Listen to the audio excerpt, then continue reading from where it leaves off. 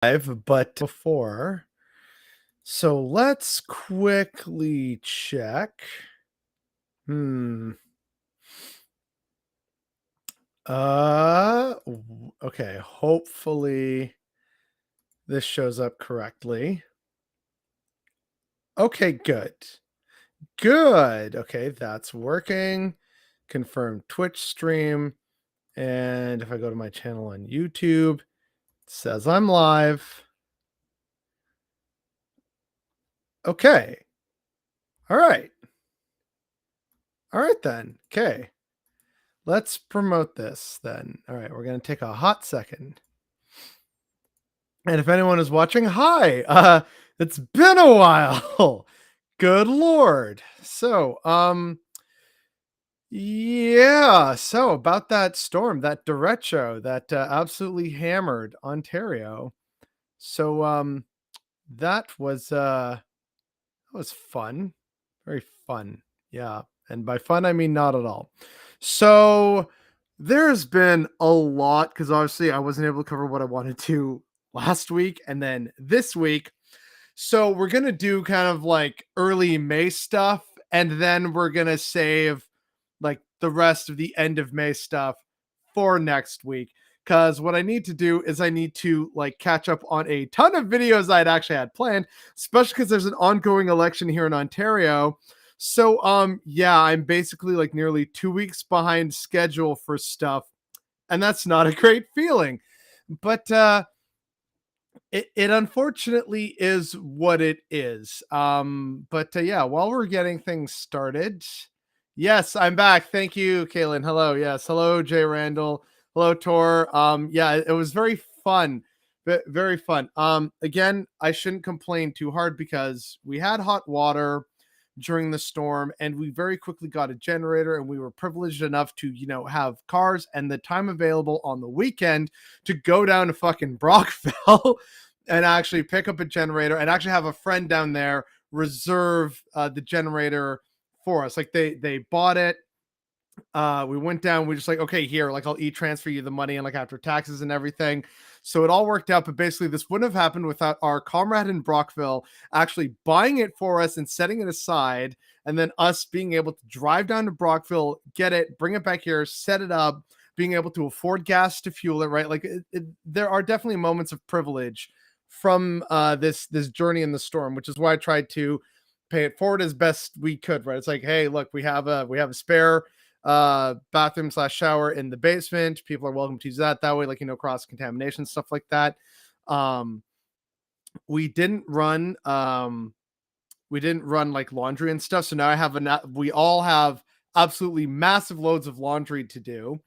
um but like people were coming over to charge their phones, have baths or showers, friends and family, stuff like that. So it was good to be able to help out, but it was still very frustrating and annoying. So yeah, just quickly posting, telling people on media, I'm live. Come watch me embarrass myself on the internet for free. And I can't script anything. So, that's gonna be fun. Um, so yeah, how's everybody been? I know it's been a while. Tell me, like, if you were in the storm, how you suffered, or if everyone's just been having a really good time recently, in which case I'm gonna kind of be a little pissy about that. But I do want to be able to catch up with people because I've been gone for like 2 weeks at this point. So yeah, tell me about your day, everybody. And there we go, just some quick tweets. All right. Oh, you just got the notification. So long story short, a giant sort of rolling downward storm known as a derecho absolutely hammered the province that I live in of Ontario. Basically went from like the GTA all the way through the Ottawa Gatineau area, kind of just north of the Great Lakes. And this is why, like, just about everyone I know from like Ajax to Markham, Uxbridge, just like basically Durham County, Lanark County, and the Ottawa Gatineau region basically got absolutely hammered. Oh, and also Peterborough. Peterborough got really badly hammered. Um, and the situation in Ottawa was pretty bad, where they're basically going from the outside in. So if you were living in the inside, you were like us, some of the last people to get connected. But there were people even in like parts of Lanark County that still weren't connected until like today or yesterday or the weekend. So wasn't great. Um, but we're here. Everything seems to be working. Apparently, we've had power for like at least most of the day, and it seems stable. So, speaking of power and energy, that's why I actually wanted to start with the very first story here, which you can see on screen. Learning that the Texas power grid is responsible for 40% of US Bitcoin mining has driven me completely insane. They keep warning us to conserve power so the grid doesn't get blown out when it's 110 degrees outside. So, yeah, apparently, ERCOT, the Electrical Reliability Commission of Texas, or whatever its actual name is, they have been, and this also makes the whole like Texas freeze make a lot more sense now when you think about it. They are their own kind of private thing. So Texas's power grid isn't connected nationally to the rest of the country. It's its own separate thing, which is why when the storm ripped through Texas a couple years ago, neighboring states like, Arkansas and Oklahoma were doing fine because they were part of the national grid. They just, clicked some buttons and swapped power around so that they could actually get their power from other areas that were not using as much. Texas doesn't have that opportunity because of the way their grid is individually set up and set aside from the mainline American system. And within this system, they are doing Bitcoin mining, which, in case you aren't aware, sucks up a ton of goddamn energy. Like, it is so incredibly wasteful in terms of the electricity it consumes and, generally speaking, the emissions it outputs. There are some, greener Bitcoin mining projects. You've probably heard about some of them where it's like, oh, look, we're using a windmill farm, like a wind farm somewhere to power it, or this hydroelectric dam in like Costa Rica or Nicaragua or something has found renewed life doing Bitcoin mining, but it's very minor. It's a negligible amount considering the actual like vast amounts of energy wastage due to Bitcoin mining. So that's point number one. Point number two is, well, actually, I guess that was point number two. Point number one was about Texas's electrical system being outside of the national grid. So now, point number three, this means that Texas has a vested interest in terms of the economy to ensure that Bitcoin mining is respected and, gets its fair share of power before your actual average Texan does. What this functionally means is that whether it was during the freezing storm or right now as temperatures start to skyrocket in Texas, the ERCOT, like council or whatever, they are advising Texans, ordinary Texans, again, dealing with, increasing climate extremes due to climate change. They're asking them to conserve. Hey, just sweat it out for a bit in your homes. Don't overload the system too much. Oh, hey, I know it's winter and it's cold, but don't overload the system too much. What they're not saying as an addendum, however, is that's because they got to make sure that the Bitcoin miners get their energy because they're more important than you, an actual Texan in Texas, having to, shiver or sweat in your own home as they have the audacity to tell you to conserve energy rather than, updating their actual energy systems and making them more reliable, more fair, more equitable, more sustainable. No, it's all about money for Bitcoin mining. Holy fuck. And in case you're thinking like, oh, what, it's just a Twitter thing. No, we got the article. So bear with me here. I had to put this through archive.ph because it wasn't working through a 12-foot ladder. So, another way around paywalls is to just use archive.ph. It's got two bars. You like there's a bar for a page that you have that's live that you want to archive. And then there's the second bar down below it, which is just a page you want to see that is archived. So this is how you get around basically most paywalls. So yeah, right here in this article, Data from the state's grid operator, the Electric Reliability Council of Texas, or ERCOT, affirms its growing mining presence. The US has about 3,500 megawatts of Bitcoin mining capacity, and more than 40% of that is with ERCOT, according to estimations from Lee Bratcher, president of the Texas Blockchain Council. So, yeah, there you have it, folks. It's a whole long article from the Dallas Morning News. Here's why crypto companies are flocking to Texas, because Texas is a neoliberal nightmare state, but it's really good for business. So there, people like Elon Musk and everyone are happy to go there because there's, little unionization, there's little regulation and oversight, tax rates are low, and ERCOT, like they will happily give you as much electricity as you want or need for fucking Bitcoin mining rather than their own Texan residents. So, yeah, I guess if you're a sociopathic piece of shit capitalist, Texas would absolutely be the perfect place for you. But unfortunately, the people suffering because of this are your average Texans, whether they're conservative or liberal or Republican or Democrat, white, black, brown. Your average Texan is suffering and having to conserve because of this nonsense that isn't actually meaningfully helping them. This is so absurd and it should be criminal, but it isn't. So, yeah, I figured we'd start with this story given my recent foray into being without power for a while. So, yeah, welcome to the Sunday sum up, Redux, Monday mashup, whatever you want to call it, Monday monster mash, whatever this is. This is how we're starting, right? So you can only imagine that it doesn't really get better from here. So next up, got some Reddit stuff. Let's take a look at this real quick. So let me break this down for people. Besides the whole, I just saw a pharmaceutical company peddling HPV vaccines for kids starting at the age of 9, as OP on Reddit casually points out, the average starting time for HPV is between 9 and 12 years old. So, yeah, I remember being in middle school and talking about the HPV vaccine, and we're like, oh, what's the HPV vaccine? Oh, well, it's human papillomavirus, and here's why it's important that you get vaccinated against it, especially if you're a girl. It's like, oh, okay, all right.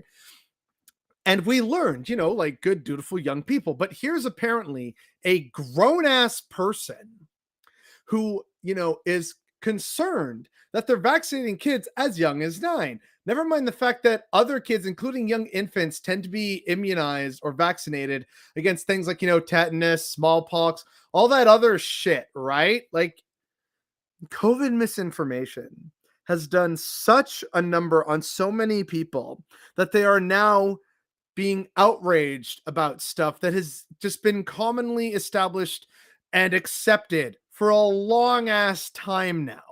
But because of COVID, it's now pushed a lot more people, and now everything is regressing. And so we have jackasses, ignorant, petulant jackasses like this, who are concerned about an HPV vaccine for kids at the age of 9. It's like, yeah, that's kind of what normally happens, you idiot. But, here we are in the modern world, I guess. Oh, more stuff in chat. The situation is remarkably similar in Alberta, by the way, minus the disconnected grid. Yeah, I mean, basically, most of Canada is a nightmare state provincially because it's all been run by conservative governments. It, in my opinion, basically like Alberta is the absolute worst, and then like it's a solid tie for second place between Ontario and New Brunswick, and then third place is like Manitoba or Saskatchewan. It's again like a sort of two-way tie for third place. But yeah, it's kind of a nightmare out here these days. But yeah, this is just another thing that I just saw that was just, I mean, like you see me face palming right now, but it's just how and why are people like this? It's like, what they want to inject me with stuff I don't know about so I can travel overseas. Yeah, dude, when I had to go to India for a few months, they made sure I was up to date on my shots for like dengue fever and typhus. Like, come on now. This isn't actually new stuff. But a lot of people think it's new because of COVID misinformation, and it's just It's a mess, everyone, honestly. And Bothered, how's it going, brother? Amen, brother. So we're back after 2 weeks. It was like basically a week of crazy and unfortunate personal stuff that was happening where I was like, I mean, if I have to pick a choice of like, hey, do a video or do this kind of important thing, especially and like in terms of being there for friends and family, that obviously takes precedence. No offense to everyone here. I love and appreciate all of you, but it's kind of like, the same reason why like the daily uploads eventually ended, because it was like, sister made a surprise visit to town. Obviously, I'm going to spend the time with her for her 20th birthday rather than, make another video, especially because I hadn't seen her in months because she's away in a different city at college. So, like you have to do the right thing. And then 9 fucking nights ago, we lost power because of the massive storm that ripped through Ontario and like part of Quebec. So, yeah, it's kind of been like urban camping for just over a week now. I haven't been able to do laundry, but we did have hot water. So, I was at least able to keep myself clean, have nice hot showers. Yeah, still very unfortunate. A lot of cooking on the grill and like some campfires and stuff. So made the best of what we did. Generator is worth having, also very loud. But yeah, that's a very much oversimplification of the past 2 weeks. The whole world got all crazy after 2 or 3 months and shamed people for not sucking government PP and just letting the inject them. Sorry, and just letting the inject them with foreign material. No allowance for people saying I'm going to wait. Okay, I've literally made a massive, long ass playlist at this point about the pandemic and all sorts of stuff, including a bit of both sides stuff. Go watch that, then get back to me because I don't have time for this right now. It's good to see you again. Hey, thank you for saying that. And it's good to see you here. And thank you for being on Twitch. Yeah, I have like one or two viewers on Twitch right now. So thank you for that. 9 days of no power. Damn, your mind is playing tricks on you. Like we had some power in terms of like running the fridge and the freezer. So we didn't lose any food. That was really good. Yeah, so I mean, we're now trying to catch up on like a month's worth of shit at this point, which yeah, I mean, I guess that means we should head on to the next story. Well, more like not a story, but like a thing that pissed me off. So this is another one of those instances of like, oh, this is, what happens under communism, but it's actually happening under a capitalist system. So according to Chris Lavoie, and this is one of my favorite things about social media right now, where people are taking screen grabs of like one social media site and then sharing it on a different social media site. So this is a screen grab of like a tweet that is on Reddit, and that's how I saw it. I first saw it on Reddit, not Twitter, and that's why it's on Reddit. So let's be very clear. This is a capitalist country. The government does not make baby formula, nor should it. Companies make formula. And one of those companies messed up and is unable to confirm that a plant, a major plant, is safe and free of contamination, according to Pete Buttigieg. So yeah, that right here is kind of part of my core issue.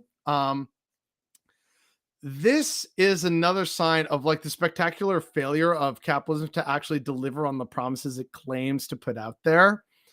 When you have like a situation like this that a lot of people rely on, such as baby formula, this is something that should clearly be seen as something of domestic and national importance. And so you should actually have solid regulations, stockpiles, etc. So all of this is a spectacular failure in multiple ways at multiple levels, whether it's because of government inaction and lack of regulatory oversight and companies being greedy, selfish little shits like this major company. Hello, Witch Pixels. Thanks for being here. Oh, just because you're like, okay, your shot's been developed and testing for less than 1 year, everybody should be shamed and dehumanized if you don't. Again, just go watch many of the videos I address these things. We're talking about the past 2 weeks of stuff, not further like vaccine hesitancy, misinformation, etc. We need to talk about the massacre that happened in Uvalde, Texas. That is going to get its own actual devoted video. We're just catching up on stuff that most people likely missed.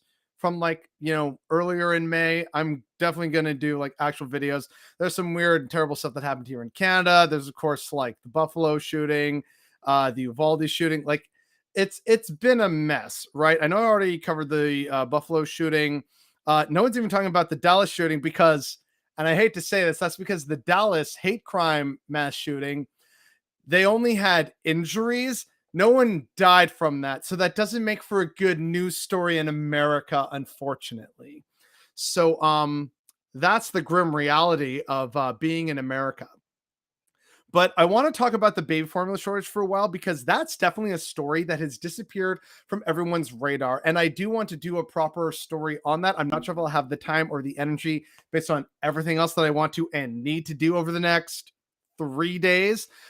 So not a great feeling. I'm still very stressed.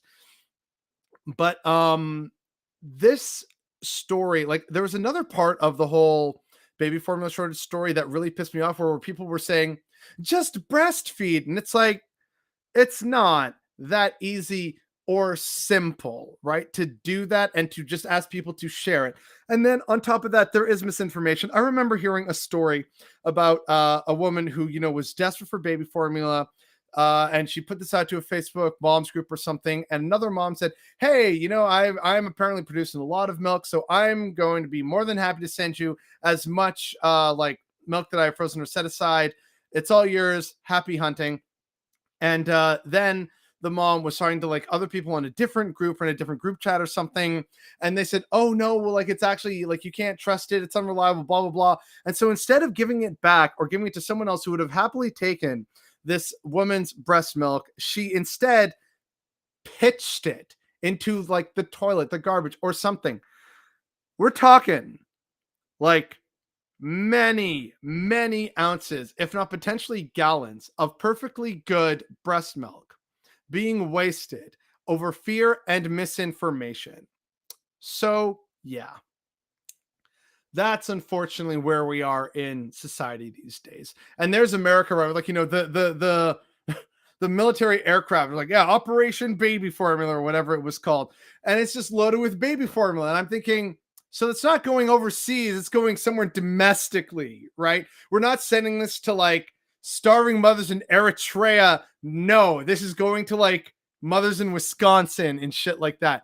Okay, totally not a sign of a failed state.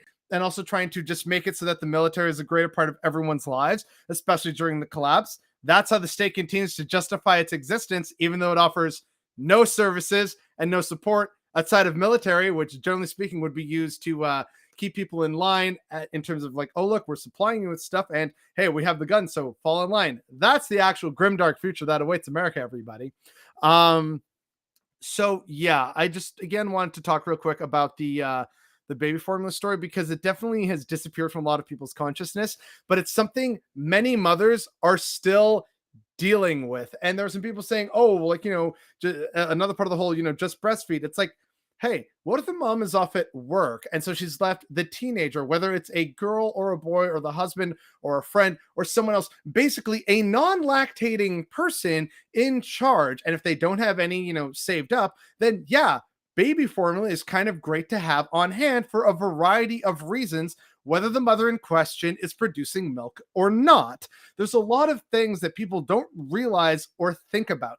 The only reason I know about some of this stuff is because, like, one friend is a doula, one friend is a midwife. Several of my friends have been pregnant and shared their stories and their struggles.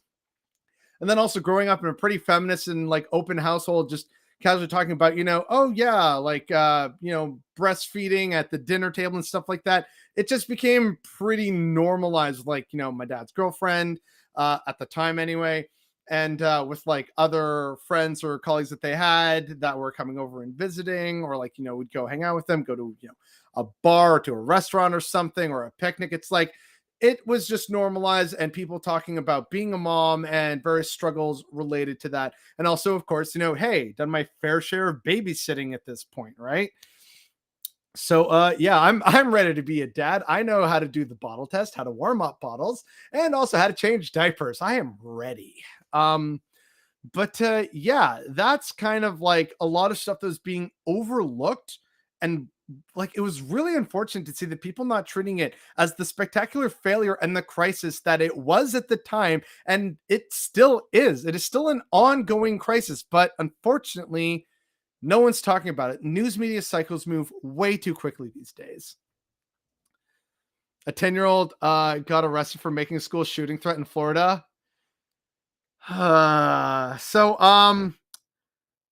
Fun story. It's not this story that, we're talking about, but there's another story about a 10-year-old and a gun that we're going to get to. So, fun times. Welcome back, everybody. We need to reform gun laws, but the damn Republicans won't go for it. It's also the Democrats being very cowardly. They've signaled, like, I think Chuck Schumer said in the Senate, oh, look, we're not going to have new gun control legislation at this time. It's like, yeah, dude, we get it. You're all a bunch of cowardly a-holes. I just jumped in at Grimdark Future. Welcome back. Hey! Perfect time to jump back in. TBF, the dinner table is a totally sensible place to breastfeed. Everyone else is eating. That was literally one of, like, the quote unquote arguments of, like, what? Baby's hungry. I'm hungry. Everyone's hungry. It's shared communal dinner time. Yeah, like, that's not invalid. 4 years in Florida schools. That sounds normal. There's nothing normal about Florida. That's why Florida Man is a phenomenon. Anyway, moving on to the next story or thing that pissed me off. So, this is like a little bit of candy to kind of break up some of this nonsense. Conservatives very slowly and cautiously approaching the point. So, is it true that Gates, Boebert, and MTG voted against expanding some kind of access for this? This in question is about the baby formula. So we are talking still a little bit about this, but like with a more positive twist to it. And some subredditors said 129 Republicans voted against the bill. That's fucked up. I don't understand it one bit. It was a simple bill to help mothers feed their babies in a time of urgency, if not crisis. I can't think of any reason why someone would vote no. And someone says, maybe, just maybe, it's because conservatives don't really like helping people, even babies.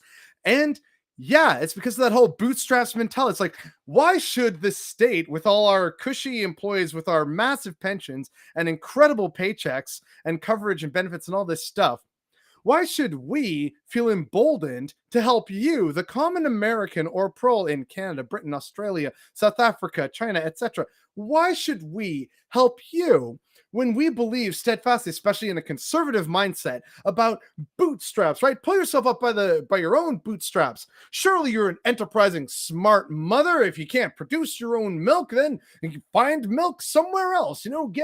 Get someone else who's breastfeeding to breastfeed your kid, or set some aside. Make ends meet. That's the American way. The American way is to suffer and struggle endlessly with the vain hope that somehow, someday, things will get better in spite of all of the state's machinations against you. That's the American dream, baby. So yeah, people were genuinely shocked that Republicans were not actually supporting people who, again, this was affecting all mothers, right? Whether they were Republican or Democrat. Why wouldn't they help them? It's just to help people because they don't give a shit. And the more people who are Republican who realize this and move away from that party and reject that kind of terribleness, and so the Republican Party is eventually forced to either change and, actually help American people, or it's consigned to the dustbin of history. Either one of those only happens with more people coming to this realization and realizing, oh, you know what? No, I'm not going to support this party because they don't support me or my friends or my community. And the more people that have that realization, the far better off America will be. I'm probably missing a ton of chat. What's chat saying right now? Florida Man is a sampling bias caused by permissive FOL laws. Consider why we don't get similar Vegas Man headlines. I mean, or sorry, maybe that's not full. FOI, so freedom of information. You mean maybe? Vegas Man headlines. Okay, to be fair, Vegas also has a whole thing of what happens in Vegas stays in Vegas. So it's not that a Florida Man or Vegas Man doesn't exist. It's that they're legally not allowed to talk about it because of cultural and societal pressure. That's the difference. I'm going back to the beginning with double speed to see what I missed because it was a lot. Oh, yeah, we're catching up on a lot, buddy. Welcome back. Olivier says, I was beginning to worry. Oh, hey, Yeah, well, a giant, massive storm of the century will kind of do that to you. To specify, we evac the school, one for surprise hurricane, 2 times annually for shootings/bomb drills, and at least 3 to 5 times for bomb threats. Maybe this is me being jaded as fuck, but based on like previous places of work and like people that I worked with and some of the stuff we handled, when it was like a bomb threat, it's like, yeah, oh no, bomb threat. It's another fucking Tuesday, whatever. Maybe we die, maybe we don't. Keep working, which that's a very human response when you get bombarded with that for a while. But that's kind of what happens when you work with explosive ordnance disposal, or you work in a high security setting where there's pissed off former employees, or there's people who just want to do a prank call, or it's angry people like members of the public who go to your department or to your symbol of the state or whatever it is, and they're like, by the way, there's an unmarked package in elevator on floor, whatever. It's like, yeah, okay, you're the third person to tell us this week. Okay, all right, alert the authorities. Yeah, we've got a threat. Yeah, I know. Yep, you know the address. Yep, I'll be waiting. Okay. And then okay, go check it. You don't have any EOD disposal, but you have to investigate. So you also call the various floors and be like, yeah, another threat was called in. Please evacuate. Yeah, I know, it's very fucking routine at this point. Yeah, I know. All right, see you down there. Then you go up and you're like, okay, all right. And either there's nothing there or there is something there, and you're like, okay, all right, call the cops. And then you go back down. It's like, yeah, okay, I cordoned off the scene. Yeah, don't worry. Like, everyone's evacuated. Yeah, we've kept it hush hush. Please go in. Yeah, okay, all right. Here's the one dude with the actual EOD gear. Or they send up the robot because cops are fucking cowards, as we all learned in Uvalde. And then, they go up, they check it out either with the robot or with like a cop. They're like, okay, all right, checking. Yeah, all right. No leaking, no odors, nothing staining. It seems to be okay. Open up. And yeah, it's a fucking can of soup. Thank you for wasting 2+ hours of our fucking life. So yeah, that's why when people are like, oh, there's a bomb threat, I'm just like, yeah, whatever, man. Like, I really don't fucking give a shit at this point. But that's me, and I recognize not a healthy way to react. But that's me at this point, having worked in aviation as a security guard, both at a military base and privately, like, which is why I had to get higher than normal security clearance. So, like, these past experiences for me are just like, yeah, whatever, man. It's a bomb threat. Like, I don't give a shit. You work at an arena, we have cops and bomb doggies. My current place of work also has sniffer dogs and customs and border control. So, yeah. Oop, you're live. Yes, we are live because it's supposed to be the Monday streaming thing, but we weren't able to do that earlier this week because of the store manager. I wasn't able to do it the week before that because of like personal stuff that was happening. So, yeah, it's been kind of a weird few weeks. Fair, but no, seriously, Florida makes details of convictions way easier for journalists to access than the rest of the country. Okay, so yeah, Florida man is just like a special thing. What is up, my fellow gamers? Ain't no gaming here. We're talking politics. I'm very fun at parties. So yeah, we've just covered this one. On with the next one, because like there's what? Let's see. So we got this one. So 1, 2, 3, 4, 5, 6, 7, 8, 9, 10, 11, 12, 13, 14, 15, 16, 17, 18 more topics / stories to cover, plus a little bit of candy strewn in there and near the end. So, yeah, speaking of like stuff at the border, like we are going to touch on the mass shootings a bit. I already made the video like whatever 2 weeks ago about the shooting in Buffalo and Tucker Carlson being a stochastic terrorist, basically, or at least how he encourages that. And in other frightening news, right? So like there was that shooting, and then there was the Dallas shooting that was targeting Asian American women, but thankfully people were only injured, they weren't killed. And then right after that, we had the shooting in Uvalde, which is a very Latino area in Texas. So, these three together kind of like, hey, maybe we have kind of a hate crime problem in America right now. And well, someone just confirmed it. Poll finds 1/3 of adults say they think an effort is afoot to replace native born Americans with new immigrants for electoral purposes. These so-called great replacement conspiracy theory. So, a full 1/3 of adults in America think that the great replacement is real. And that should terrify every single person, because as many people have already like debunked this, including years ago. Like, I forget if the Sean video or a different video was like a couple years ago, but I remember it was like one of the first LeftTube videos I saw, and it was just debunking the great replacement theory. But of course, now that it got more mainstream appeal, thank you, Lauren Southern, and other terrible people that were promoting it. And then people like Tucker Carlson started talking about it ad fucking nauseum on his program. And so now a lot of people are like, oh yeah, there's totally a conspiracy to replace us, the white people, which, again, right?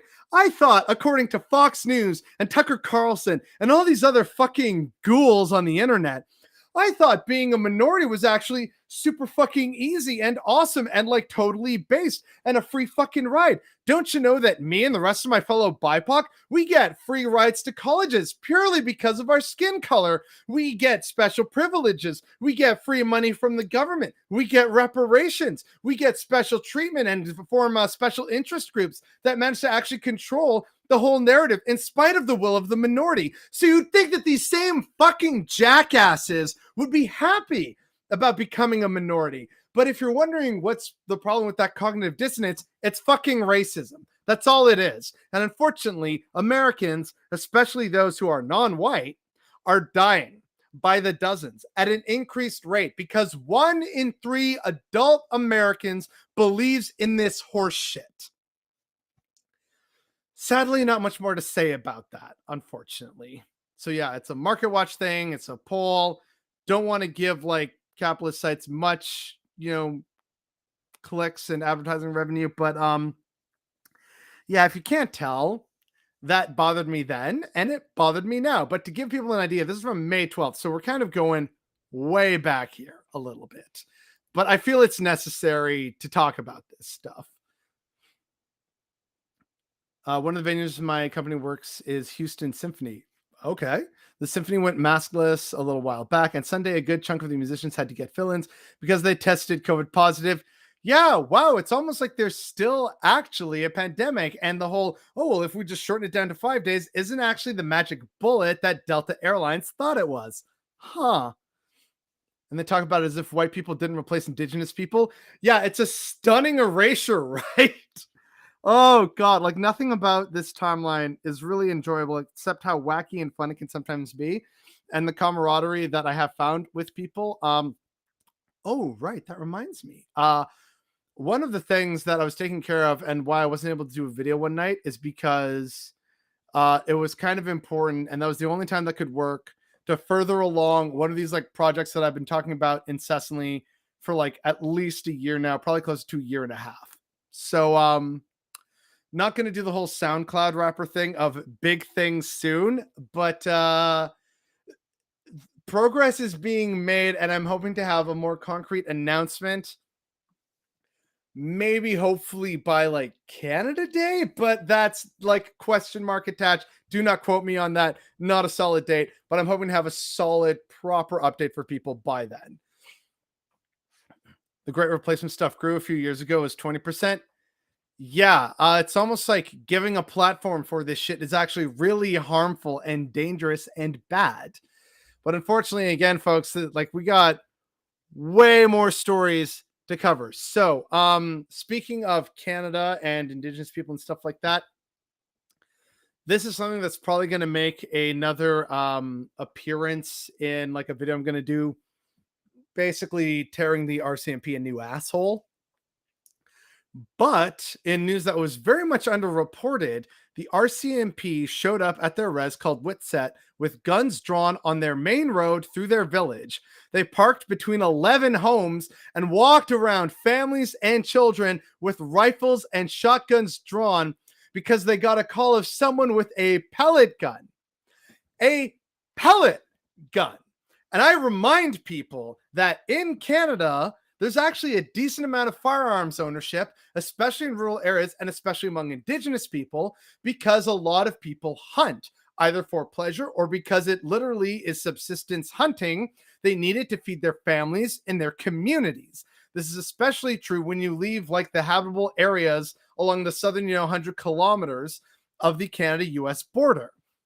If you're in, say, like Nunavik, northern Quebec, hunting and game meat and trapping are a source of income and a source of food for you. Vitally and importantly so, considering much other foods, especially like vegetables and stuff like that, have to be imported either on like a barge that comes twice a year or by airplane. Either way, it's expensive as fuck. So hunting and eating game meat is what a lot of people tend to do. So a lot of people have rifles. They're not often modern rifles. Like you're not going to go up there and see someone with like, a recently bought what is it, like the WCR, like ACR, whatever it is, like the popular gun that every single right winger in Canada is in love with right now. That is not what you're going to see. You're going to see like old Lee Enfields and like shotguns, and you're going to see like weapons from the 70s and like old Soviet rifles and stuff like that, and SKSs. Like that's what you will see that people are using to like hunt and trap. It's like, yeah, my father's rifle or my grandfather's rifle. So the fact that, this is well known and established in rural and indigenous communities, and the RCMP show up on a fucking res, guns drawn over a pellet gun, speaks to how terrible and racist that institution is towards First Nations. It's so painfully obvious and clear, or at least it should be. But unfortunately, because like there was so much other news and people are kind of tired of hearing about, how bad the natives have it, and so it's not helping in the algorithm anymore, this news didn't make any real news whatsoever. But yeah, if you were wondering that Canadian cops were better because you're thinking, oh yeah, in America when they shoot an unarmed black person because the burrito in their hand, oh that's a gun or that's a bomb, and it's like, no dude, it's a burrito. And yeah, that's also happening here in Canada. So don't think that we're some kind of socialist utopia. Cops were called and came in guns blazing on a fucking reservation over a pellet gun when firearms ownership is a well-known and established part of life in many areas that the RCMP patrol and among many indigenous communities. It's egregious, incredibly egregious, and it should be unjustifiable. But what can you say? White settler state.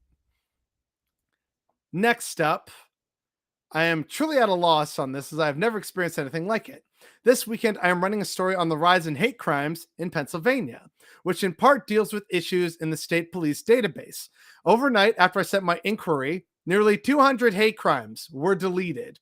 We're going to come back to that because I just realized, oh, right, probably people in chat. Yes, okay. That great replacement stuff grew. Oh, no, we already saw that one. We genocided the original residents of this country, so trying to proclaim it a white homeland.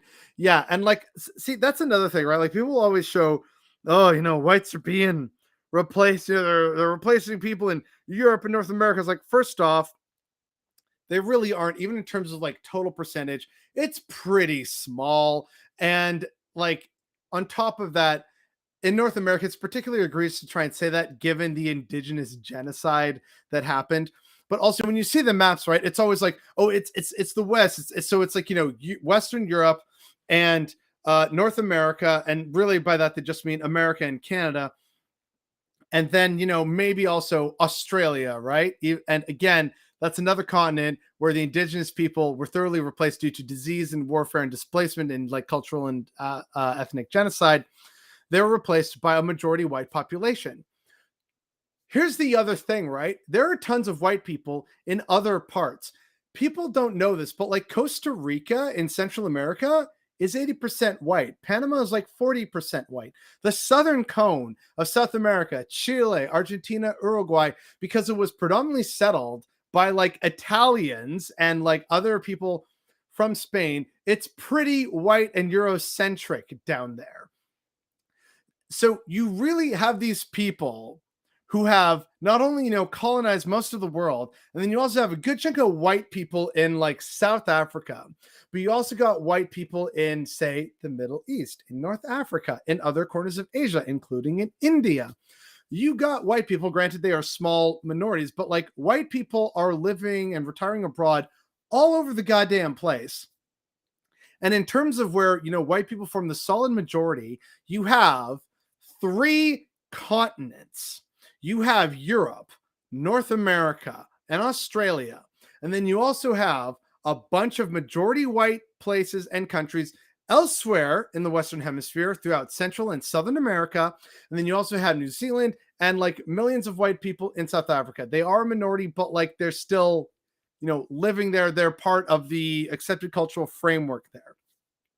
So it's not really like white people are under threat, really. They absolutely are not. And it also ignores, like, hey, how did white people come to exist in the first place? It tended to do with genetic mutation, because as they lived in more northern climes, it was like, oh, hey, we need to absorb more vitamin D. So, like, you got paler. And quite frankly, I've noticed that, like, not that I'm ever going to show some of the embarrassing, childhood photos, but I'm clearly darker as a child than I am now. Because, I live in Canada. The sun is at a lower angle because, the earth is fucking round, by the way. And so that means my body needs to absorb more vitamin D that way, which means it's beneficial to be paler. So as long as we live on a round fucking earth with latitudinal extremes, there will be paler people and genetic mutations. So that's not really an issue. But even then, that's a moot fucking point besides the actual accepted current reality that no less than 3 entire fucking continents are full of white people, plus other parts of continents. The idea of the Great Replacement is so unjustifiable, but it's racism and it's fear. Like, that's all it is.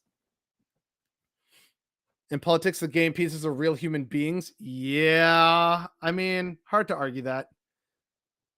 Been sick for the past week now and no Bother Boy videos. What a shit week.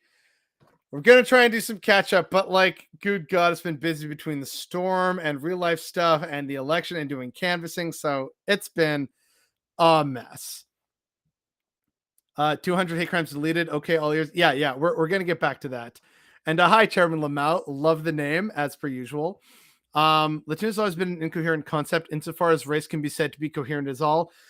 Yeah, like, and that's another thing, right? Like, when people think Latino, unfortunately, a lot of people automatically assume Mexican, and even then, Mexican stereotype. It ignores that there are white Mexicans, mestizo Mexicans, black Mexicans.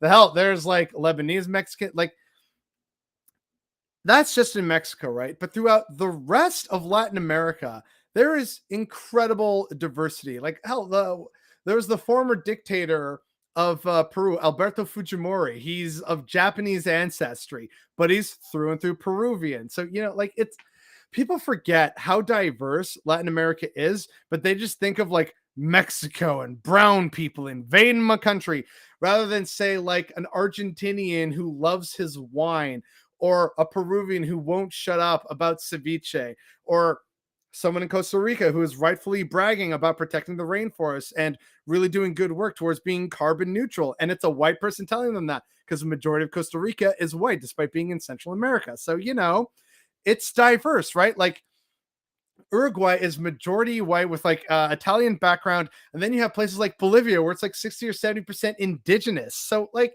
there's incredible diversity across Latin America. Again, I'm Latino. My father identifies as Latino, but he's also black from the Pacific coast of Latin America. Like, it's just like, it's like you said, it's nonsense, but it's just like people have this idea in their minds and they don't recognize the sheer diversity that actually exists around the world. Now it's wargaming for simulation / training. In politics, the games are tables, charts, etc. I mean, like, okay, to be fair, I haven't played a good game of Risk in a while. But right, we're kind of getting off track now. So 200 hate crimes were deleted. We're going to go through this thread. Excuse me. Not sure where that came from. We're going to go through this thread real quick because it's fascinating in terms of how horrifying it is and how the thin blue line that are cops, they just protect themselves. they don't protect communities, and they actively hide evidence. These people are not arbiters of the law. They do not protect the law. They actively subvert it. So let's dive in. All right. So yesterday, the Uniform Crime Reporting Database showed 72 hate crimes in 2022, 284 in 2021, and 111 in 2020. I know because I checked at the end of the day to make sure our graphics were accurate. Today, those numbers are 16, 144, and 109, respectively. Interesting. What happened? Unfortunately, the Wayback Machine doesn't do a good job at tracking this page, but here's a January press release from Governor Tom Wolf showing the number at 2019 for 2021 versus the page as it appears. So, source number 1, source number 2, and source number 3 showing the difference. So, yeah, someone went into the database and messed with the numbers. But why? That press release prompted me to report on the issue, and the number for 2021 continued to rise as I did, and more agencies submitted their 2021 data. I reached out to the state police on Monday on what I would consider important but not earth-shatteringly scandalous issues. Scandalous issues with the database.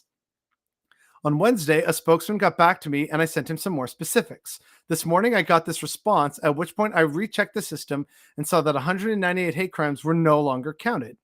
Good morning, Carter. Please see the below responses in red. In short, our UCR team's query in the system did show the county and state totals matching.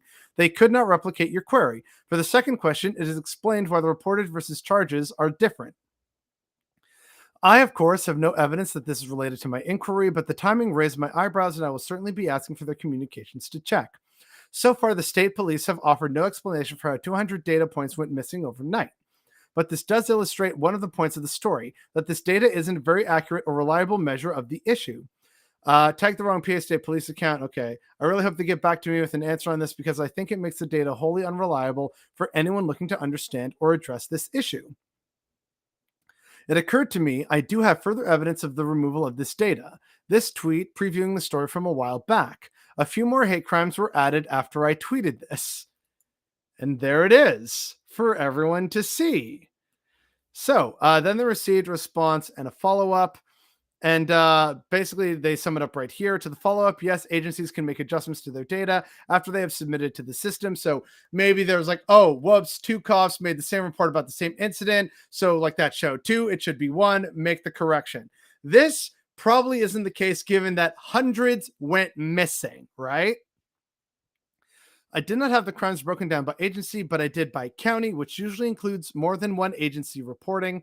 Comparing my saved data with the data as it is now, knowing the above answer, it seems the numbers for roughly 36 counties changed, and more than 20 changed from having some crimes to 0 crimes. I'm still skeptical as it seems unlikely so many agencies simultaneously amended their reports.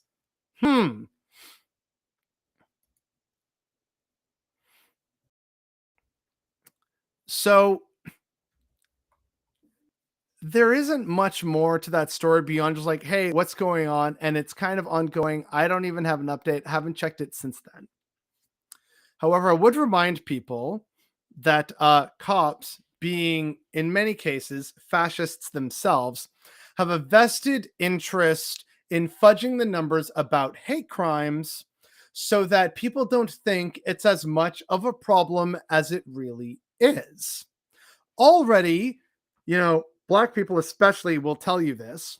It is exhausting trying to tell people and warn people about stuff and have white people constantly respond with, aren't you overreacting just a little bit, sweetie, or something along those lines. And so with that in mind, that's already a kind of buffer to any real meaningful introspection. And unfortunately, if numbers actually got really bad, it's also why some people haven't kind of connected the dots between like stochastic terrorism and the Great Replacement Theory and the various like mass shootings that have been targeting predominantly minorities in America in the very recent past, including the most 3 recent ones. By not focusing on that and talking about it, it prevents a reckoning. It prevents public pressure from arising and actually meaningfully calling on people and governments to do some digging and investigations. Police, authority be damned. And the government just actually go in and find the files and do their own reports and make recommendations and actually make changes on their own. So the cops, especially the fascist ones, have a vested interest in pretending that this isn't a really big problem so they can continue to get away with it, so they can work towards their goal, because a lot of cops also probably believe in the great replacement theory. They can work towards their goal of finally kicking out all them uppity brown folk and achieving the white socialist, or sorry, not socialist, but the white capitalist utopia that they want. White socialists also want a utopia for them, and it's a whole other thing. People have debated about it for so long. I don't even want to get into it right now because it's so infuriating to me. But, this is unfortunately a thing that people believe in. And that's probably the likely explanation for this. Sure, some of these would probably be like a clerical error or oversight because of, again, multiple agencies filing the same report of sorts. And so they talk to each other and amend it. Oh, yeah, whoops, sorry. But at most, that should maybe be a couple dozen, not a couple hundred. That's pretty distressing. So, yeah, sleep tight, everybody. Yeah, I don't know how well people have been sleeping lately. I've been sleeping a bit better because it's like not as bright outside from all the lights, and also going to bed earlier. So just actually getting, more hours of sleep per night. What's chat saying? What are my chat? Where are my chatters at? Hey, sup, Caleb? What the heck? Sheesh. Plan for the bard seducing the dragon and the rogue stealing everything not nailed down and the barbarian existing. I mean, sounds like a fun time. Sounds like summer camp one time, but hey, whatever. I'm sorry, who's missing? It's a D&D reference. Don't worry about it. Oh, that's why the speed changed. I'm watching live again. There you go. You're all caught up, Gus. Yeah, cops are fascists, most of them, and they aren't doing much about the shootings. Yeah, cops are fundamentally useless, and yet there's tons of people saying we need to fund them more, and it's like, you've given them training, you've given them military equipment, you've given them the best body armor the taxpayer money can buy. They are equipped. They're still useless. Like, please wake up, people.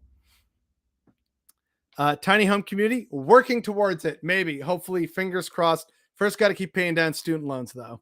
ACAB all day, every day. Fuck 12. Hey, BB, here in Australia, we had our federal election on the 21st, and our former conservative shithead government was voted out. Yes, I heard. What's his name? Anthony Albanese or something like that is the labor leader, and he's now in charge. I mean, he's a centrist, but like better than ScoMo. I'll take a win where I can get it. And that will be in the like good news from May video, which is going to have to wait till definitely after the end of May because too much shit to do. We are trying to get through early May terrible dystopia. So yeah, what's next up over here? Oh right, a few more in chat. Cops act so dumb sometimes.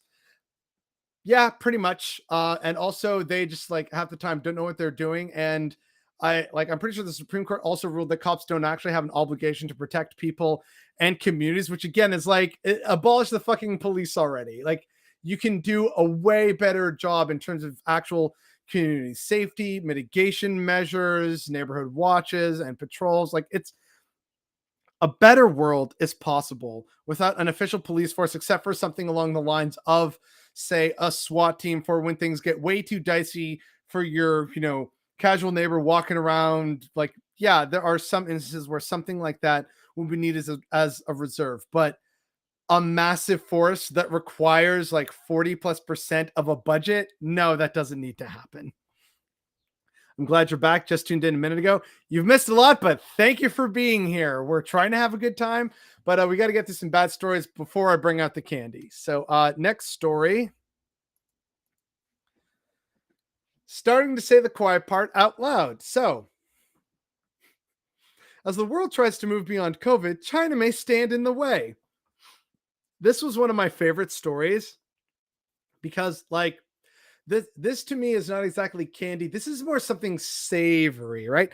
This isn't sweet, delicious candy that makes the stream a little more fun, but it's just kind of like, oh, wow, they really are just being masked off and kind of proving us right. And you get to kind of savor the dystopia in an interesting way that isn't entirely bitter. So, this is an article basically complaining about China doing the right thing and protecting people at the expense of the global market. And it's kind of unhinged to see. So, Xi Jinping has redoubled his country's efforts to control the coronavirus, even as more leaders call on Beijing to change course.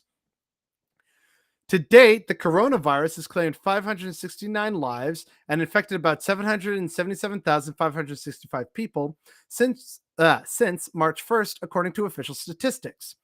If unchecked, the outbreak could lead to 112 million infections and nearly 1.6 million deaths between now and July, according to a study from researchers at Fudan University in Shanghai and Indiana University in the United States.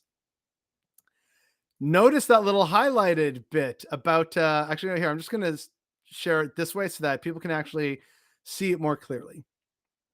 So, if unchecked, the outbreak could lead to 112 million infections and nearly 1.6 million deaths between now and July. Keep that in mind for the next few things we're going to read.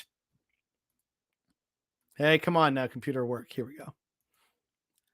Investors and business leaders worry that China's rigid adherence to its zero COVID policy could send the economy into freefall.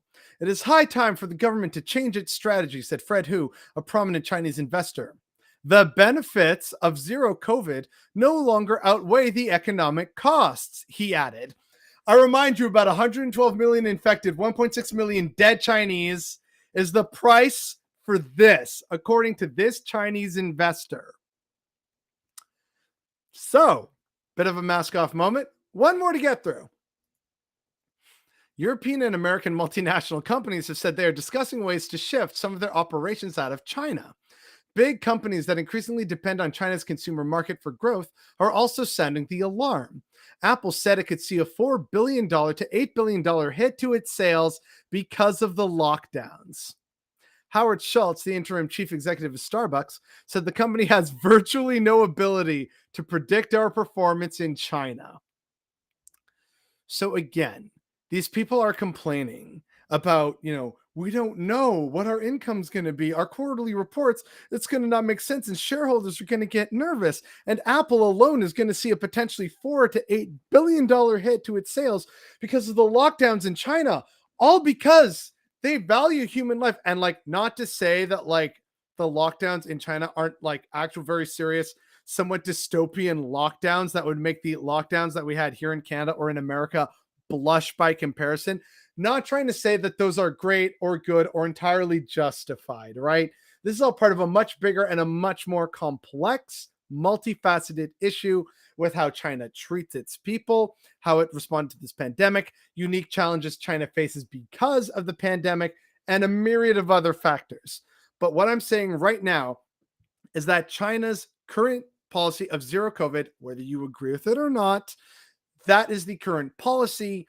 And China is doing that because they recognize that if it becomes out of control, that is a lot of infections and a lot of death on their hands that they very likely wouldn't be able to handle. And it's very much still in China's interest to show that it can provide for its people, because otherwise they lose faith in the Communist Party and the regime, and then it doesn't seem as powerful and beneficial and helpful, and that's when the whole thing may fall apart. And obviously state power in China doesn't want that.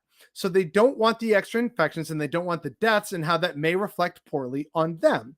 So for them, they're still sitting pretty with their massive economy, and whether they do it domestically or internationally, they're doing fine for the most part. So they're fine letting American companies take a bit of a hit so that, their entire country and system of governance doesn't completely unfucking ravel. And yet here's American companies being like, come on, just let a couple million of your people die. We got profits to make. So that's where we are with the situation right now.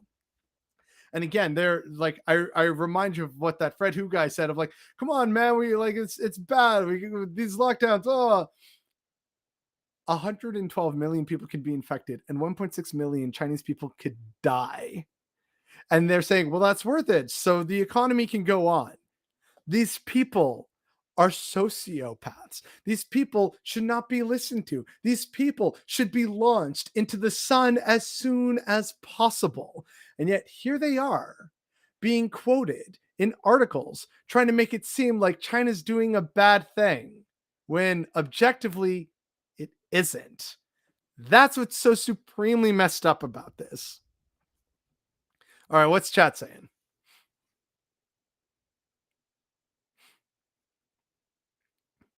Oh, geez. All right. There's a lot of stuff. Local cops are arguing a senior getting stabbed means they need more funding while buying a second plane.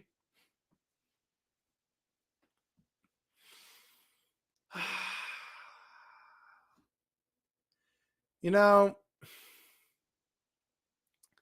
it's always so wild when you realize that, they say they need all this extra funding and stuff, and yet they don't actually prevent the crimes.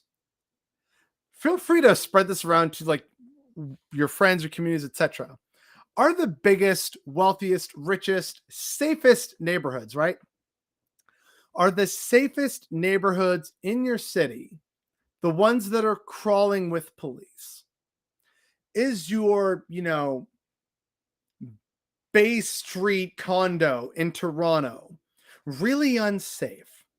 Is your fucking anywhere in Vancouver that isn't the downtown east side, is it unsafe? Or, because there's no cops there? Or are the safest areas, so, Westmount in Montreal, Rockcliffe in Ottawa, various parts of, Markham in like the GTA. Would you say that these areas are safe because they're crawling with cops, or because the material needs of the community have been thoroughly met, and also by fostering community? People talk to each other, keep an eye on each other's property, say hello, so everyone knows who's who in the community. So like, oh, who's that walking or mucking around in the back shed? Oh, wait, who's going into Bob's property? What the? Oh, that's the meter guy. Whatever, it's the meter guy, he's doing his job. Or wait, what? Oh, okay, that's his son and his friend, probably his friend or something. Whatever, that's fine. That's kind of how it generally works. Meanwhile, the areas that are the most policed are the most unsafe.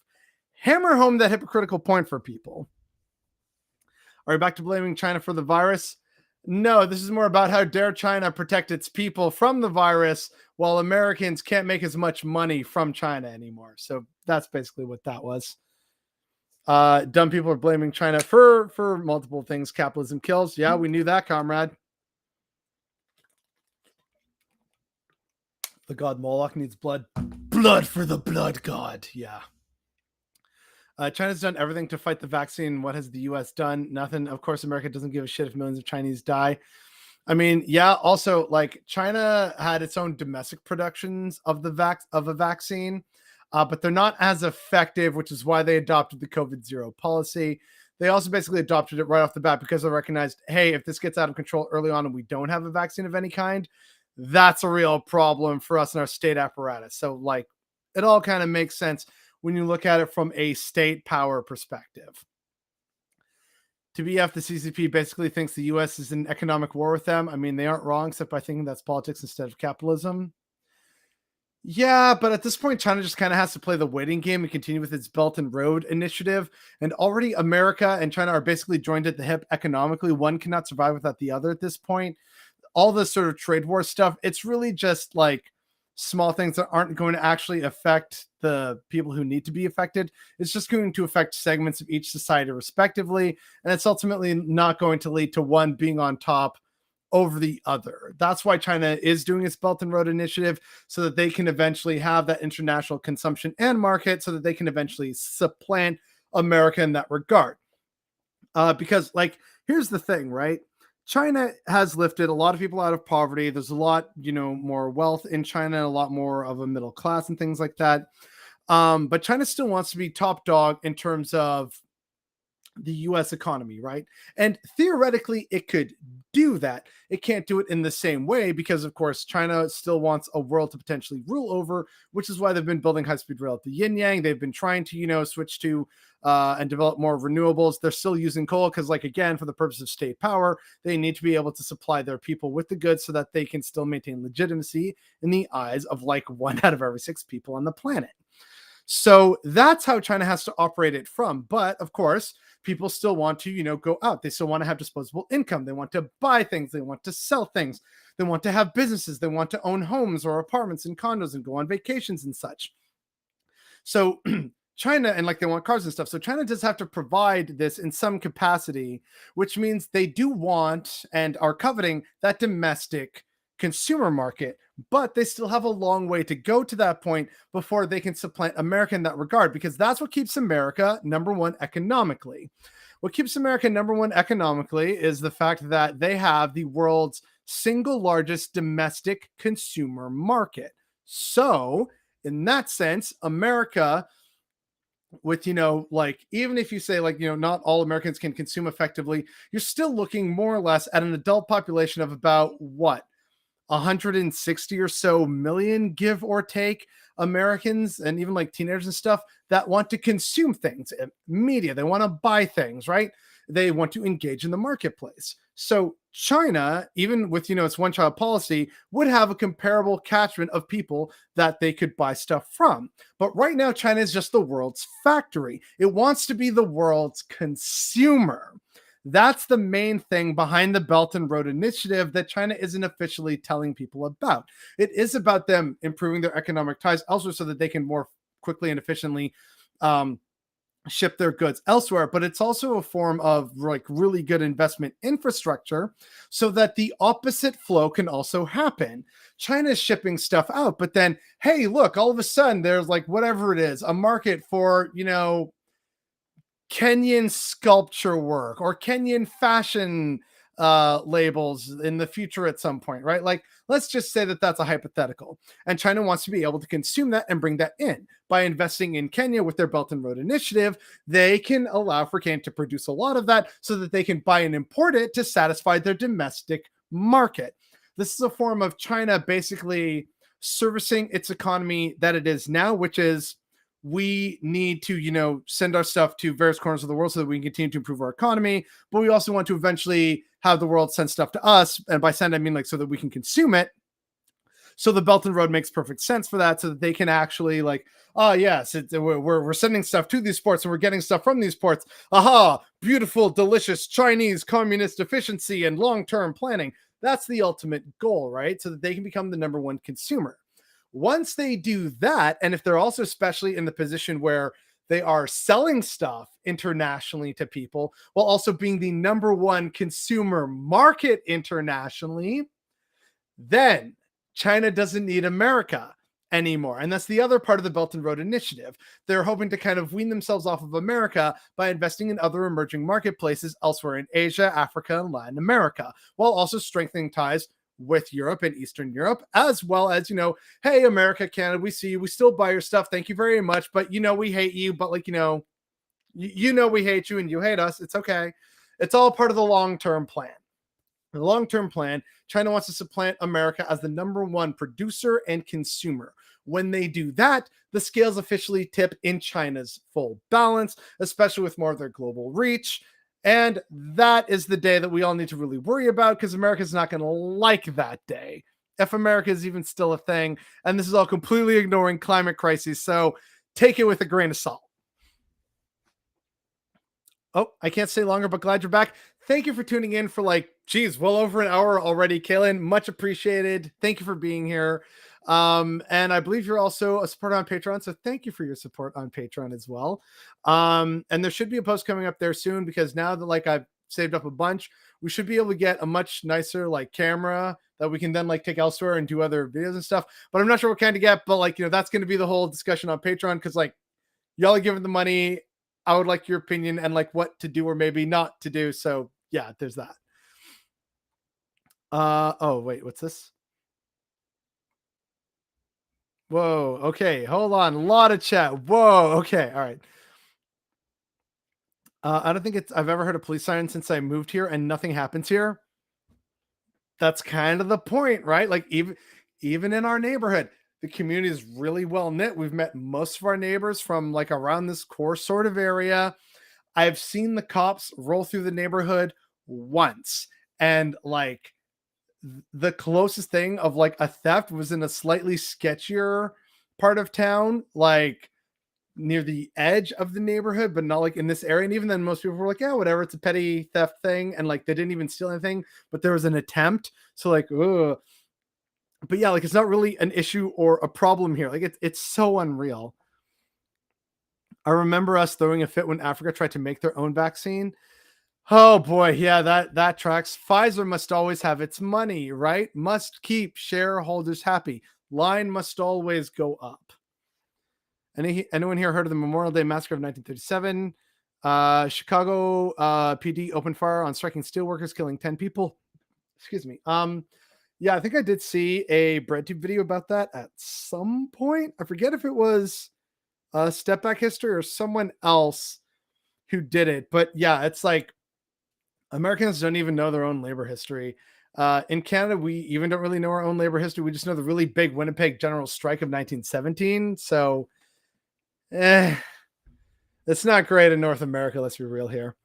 America doesn't give a shit if millions of Americans die. I mean, already over 1 million Americans dead from COVID. So, yeah, unfortunately. Corbevax has been developed for patent-free use. It's cheap and easy to store. Good stuff. I have to do a little bit more research on it. Every time I've been to China, I'm amazed at their quality of life. Walk the city at night, no problem. Get sick, see the doctor. Is it heaven? Nope. But many who complain have never been there. I nearly took a teaching job in China, but then at the last minute, I had to do a family like favor in India, and that took months. So that went there, and then when I came back, it was pandemic time. So yeah, but yeah, like it would have been a really good job, like decent pay, still being able to travel. Would have been in Shenzhen, which is like the hot new city in and I actually wanted to go there because I know some people in Guangzhou because I went to college with a bunch of people from Guangzhou. So the fact that I even knew like 4 words of Cantonese, they were like, yo, and like bonding over dim sum and stuff like that. So they're like, oh man, like I'm still in touch with some of these guys. Some have since moved out of China again because they were kind of like me, a little politically radical. But those that are remaining are still like, hey man, if you ever come over to China, you got to come here. I'm going to show you around. You're gonna have the best food. You're going to have a great time, karaoke, you see museums and stuff. So, I was very looking forward to that. And then the actual fucking pandemic happened. So rip. But one day I do hope to actually do a good tour of China. And like I said, like there's so much to see, but like for me, I definitely want to see my friends in Guangzhou. I also want to see Hong Kong. I want to see Beijing. I want to see Nanking. I would also very much like to see um a part of it's like I think it's called Xinjiang. Or wait, no, not Xinjiang. Yunnan, in the Yunnan province. There's some cool stuff, especially like some nature and old history stuff that I really want to see there. But of course, in terms of time and money, that's like a month of time I'd need off work. I only have at the moment 2 weeks paid vacation, which I've already booked up for this year. And, that's a lot of time to be off work. And that's a lot of money I'd need to save to get a flight over there. And then, of course, accommodations and stuff. I'd really only be able to stay with like one person in Beijing and like 2 people in Guangzhou. So it would still be very expensive. What the heck? All right. I prefer a more democratic system, but China's system has a lot of positives. That's like that with a lot of systems, right? Like, some people argue China is a democracy because you can vote for different Communist Party candidates. It's still at the end of the day a one-party state, right? So like, Um, again, credit where credit's due. China absolutely lifted 100 million plus people out of abject poverty. So that also means more emissions. So like, mixed bag, right? It is important that we be fair, but also not trying to make it seem like, China's super awesome or China's super evil. It's like, it's a little bit of both. Let's be real. Great goes over how this has been the Chinese modus operandi for like a millennium, in debt the first 5,000 years. It's frankly depressing how people are still falling for the trick. Humans never learn, right? What's the old like cursed adage at this point? Those who fail to learn from history are destined to repeat it. China has to overcome Japanese invasion of hostile American superpower. I'd say they did more than adequate job of it. Yeah, and I mean, again, even with the Soviet Union, right? Like people are like, oh, the Soviet Union is so poor. Yeah, the Soviet Union did the bulk of the fighting against the Nazi Wehrmacht in World War II, and they didn't get a Marshall Plan out of it. And then they also had Stalin as a dictator. Like, yeah, of course, things are going to be as rosy. Like, Jesus. Honestly, China not a bad plan. I'm assuming you mean bad place. Again, I had some friends who did the whole teaching overseas thing. They taught over there. They absolutely loved it. Wait, what? Wait, okay. Does this mean someone gave money from Solaroo C for USD? What? Shiba Dog gifting a large bone, bowing respectively. That's the first time I think I've gotten a YouTube super chat. Thank you for that. That's much appreciated. I think I'll put it to like a charitable donation fund or possibly to the new camera fund. Thank you for that. Much appreciated. America's been scared of China for years because we are scaredy cats. I told my uncle I was leftist and he automatically linked China and communism. Everything I don't like is communism, right? And that means Russia and China. The world is exhausting, folks. It really is. Oh my God, that sounds like an exhausting trip. Damn, you chronically healthy people. Okay, so like, yeah, I'm also kind of infamous with friends and family for cramming a lot in and as short a period of time as possible. So there were times where I went to New York for like 3 days and slept like 4 hours, and then I just slept on the bus back. But like, how did you do that? I'm like, I'm not even sure myself, and I didn't take any drugs. It was just, city that never sleeps, and there was just stuff I wanted to do and places I want to see, and I was walking around. And by the way, Harlem, lovely, amazing, very few white people, very peaceful at 8 in the morning, and you will see some very interesting characters. Didn't feel unsafe, and also like they have the best jazz clubs in Harlem. There's a nice one I went to in Manhattan. It was overpriced, still really good, but like the best were in Harlem. It's just like I can't even describe the vibe, but it was like truly impeccable. It was classy. It was fun. People were like, "Oh yeah!" Like it was just such a good time in Harlem. So I'd love to go back, see more of Harlem, see more of the Bronx. I haven't been to the Bronx, but I have been to Brooklyn and a little bit of Queens. But yeah, for me, it's like I would like to actually see now more of Harlem and the Bronx and like the North End, and I guess Staten Island, so that I could say that I have finally seen all the main boroughs of New York. So that's for the next chat. Hey, glad you got your power back. Thank you, Hooligan Comedy. It's been a while. Highly recommend Julin, really lovely. Noted. All right. In fact, I'm gonna write that down. Wrote it down. You should go to the Rage Against the Machine concert July 15th in Ottawa. Don't think I have that time, and that's a long drive. So probably not, even though yes, a part of me would be tempted. Part of the thing with China is controls on internet migration prevent the development of a large urban underclass. Sorry, of internal migration. There has been a lot of internal migration in China because they are getting people out of the suburbs into their cities so that they can again concentrate services and stuff like that. There is still, of course, like Chinese countryside. In fact, I know there's a channel, or maybe like they don't do it anymore, or maybe they've left China, and I forget their name, but it was like two English teachers, one who was like American, the other like, I don't know, South African or something maybe, and they just went on these motorcycle trips throughout like China and also like other parts of Asia when they would go on vacation and stuff.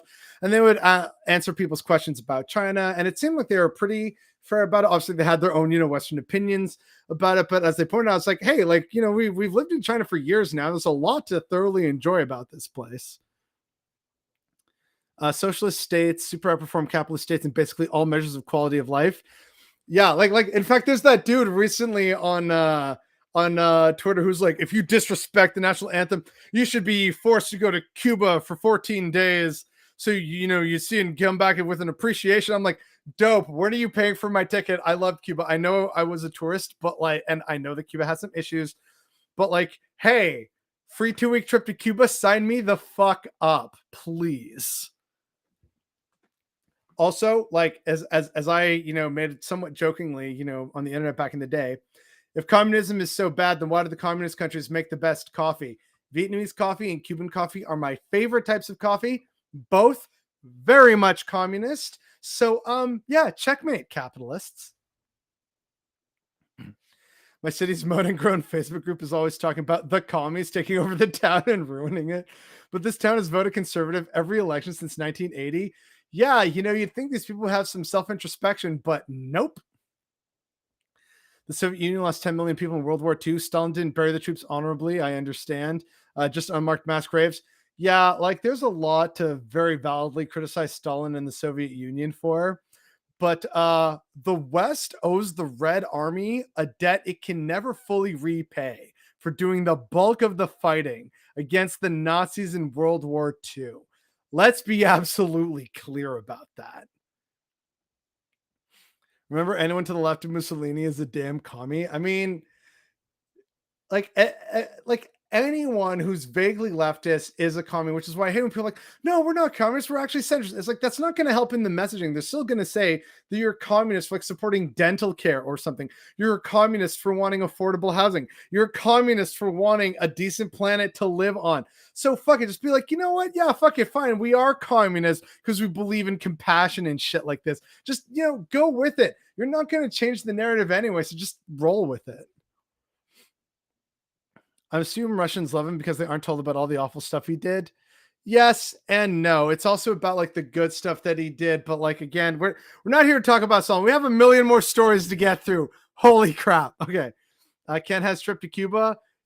Talk to this guy. Disrespect the national anthem and the national flag, and apparently, maybe he'll hopefully like pay for your trip to Cuba for 2 weeks. Enjoy yourself, comrade. Oh, geez, we put the national anthem in way too high regard and we practically worship the flag.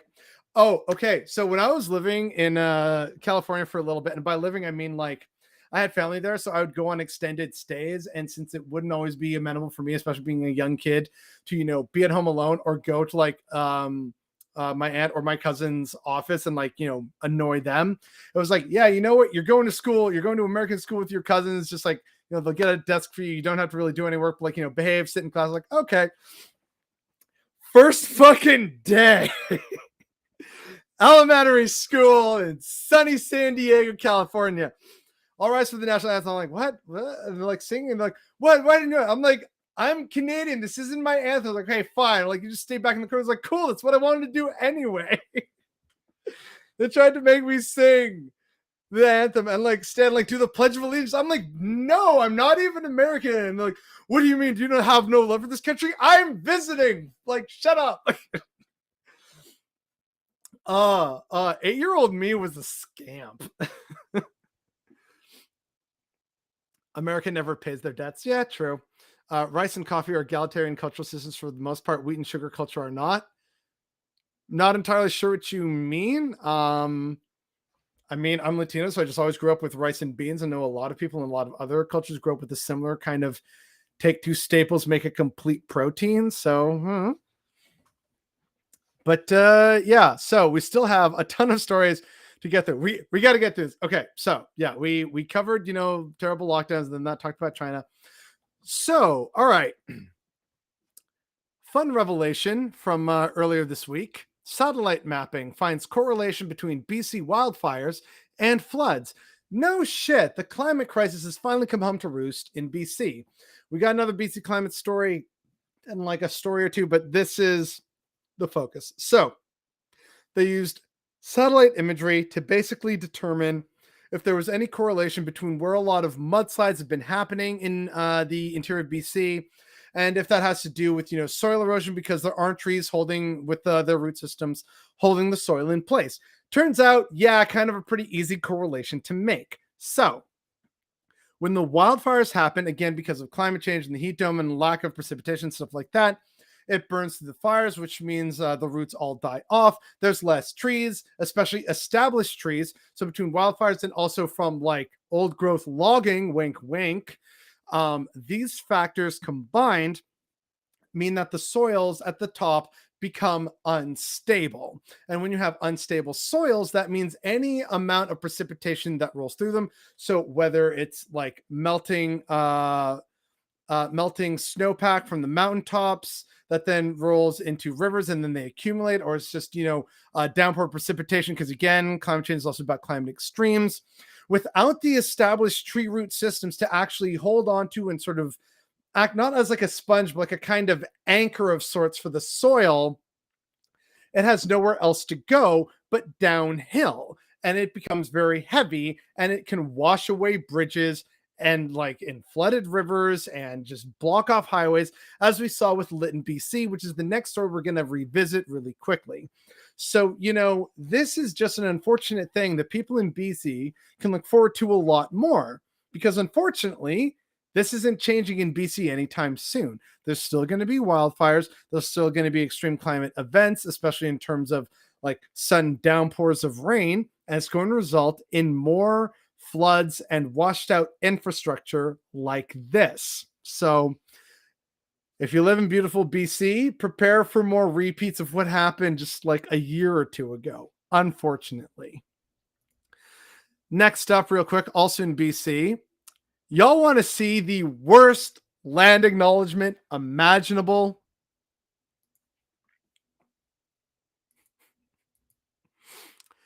Vancouver Island University acknowledges that we are located on the traditional and unceded territory of the, I'm sorry I can't pronounce it, people, and we thank them for allowing us to live, laugh, love, and learn here.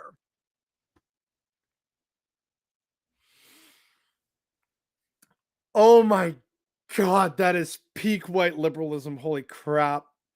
Like, they unironically used live, laugh, love in a fucking land acknowledgement.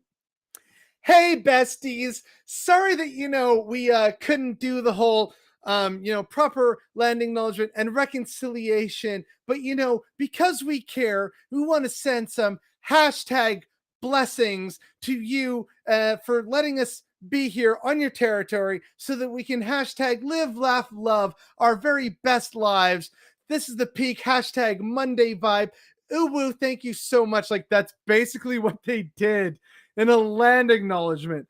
Holy shit. That is so tone deaf. Reconciliation is going great, by the way. Oh, God. Oh, geez. All right. More stuff. Hey, $2 USD, a little money for your work. Thank you. Get the pitchforks. I will spend the money getting a pitchfork. Official pitchfork fund. Let's go, people. And they still think climate change is a joke. My adoptive mom said, no, it's just the end of times and God's coming back, blah, blah, blah. Oh, God. Isn't there that whole thing in the Bible about enacting God's will on earth to make manifest the kingdom of heaven on earth as it is in heaven? God's law, God's righteousness. This is why we must be kind, generous, helpful, for we are all God's children. Like, I thought that was the core thing instead of, oh yeah, well, the four horsemen of the apocalypse, the end of days, and then finally we get to go to the rapture, unlike all these other dirty people that we actually don't care about. I mean, who I totally love and respect, by the way. Like, it's so infuriating. Mudslides, yep. Oh my God, I hate that so much. Yeah, I hate it too. Here in Wenatchee, we are still trying to repopulate our forests after the fires. Apparently, the school field used to be full of trees like a forest. They're all cut down for the PE field. I mean, like, yeah, we need PE fields, but do we have to, like, destroy trees to do so? Ugh. Thanks for letting us steal your land and children, Uwu. Oh, whoa, what's this? Glumps your land claims. Like, oh, God. I hate that I did that. And I hate that I put that energy out there into the world. And I hate that there are people like at the Vancouver Island University that decided this was the best land acknowledgement to make. We thank the displaced First Nations for allowing us to gatekeep, gaslight, and girl boss. This post is Christia Freeland approved and certified. End times and apocalypse is just the biggest cope. Why would we need to do anything to fix the planet or make life here at least halfway decent if all that matters is death and the afterlife? Yeah, it's a pretty gross way to live, if I'm being honest. God, it would have been better if they didn't even have a land acknowledgement. I mean, yeah, but oh god, yeah. So like this is funny to me, but it's like it really hurts, right? Like I'm laughing through the pain. I'm an atheist, but I really wish God would show up and chew out his followers. I mean, I really like the idea that the rapture already happened in like, the 400s at some point, and all this is just like the aftermath post rapture. I like that conspiracy theory. The First Nations deserve better. The First Nations deserve a lot, including their land back. So, we should do that. We should honor the treaties and then kind of live respectfully and not be racist. But apparently, that's asking a lot of good old Canada. There's a remote Aboriginal community in Northern Territory called Laramba where the water is undrinkable because of extreme uranium contamination. Oh, yeah, water problems are a thing everywhere where there are indigenous people, like in the Amazon, in Africa, in Australia, in Canada, in America. Like, it's a problem everywhere there are indigenous people. It sucks. The truth and natives like a joke. Yeah, unfortunately, this is sadly the way of the world. And yet, indigenous people are the front line in terms of like reducing further expansion of carbon projects. They are literally doing everything they can. They are literally fighting and dying to save the earth so that the rest of us petulant, ignorant jackasses can live on it. And we're still being racist and discriminatory and murderous towards the world's indigenous people. It is so supremely fucked up and sad to see. But unfortunately, folks, we still got a lot more stories to go through. Yeah, so still in BC, like I said, we'd get to it really quickly. The fact that the BC government has basically abandoned Lytton is a bigger scandal than we treat it. And yeah, so hopefully people remember I made at least one video about it back in the day. The entire town of Lytton, BC was wiped off the face of the earth by a wildfire. 90+% of the town was destroyed in that fire. So people had nowhere else to go except for nearby towns and villages. They only started rebuilding a few months ago. Here we go. We just feel forgotten. Cleanup to start more than 8 months after Lytton, BC wildfire. Peep when this article was released. March 8th, 2022. So, basically 2.5 months ago, not even.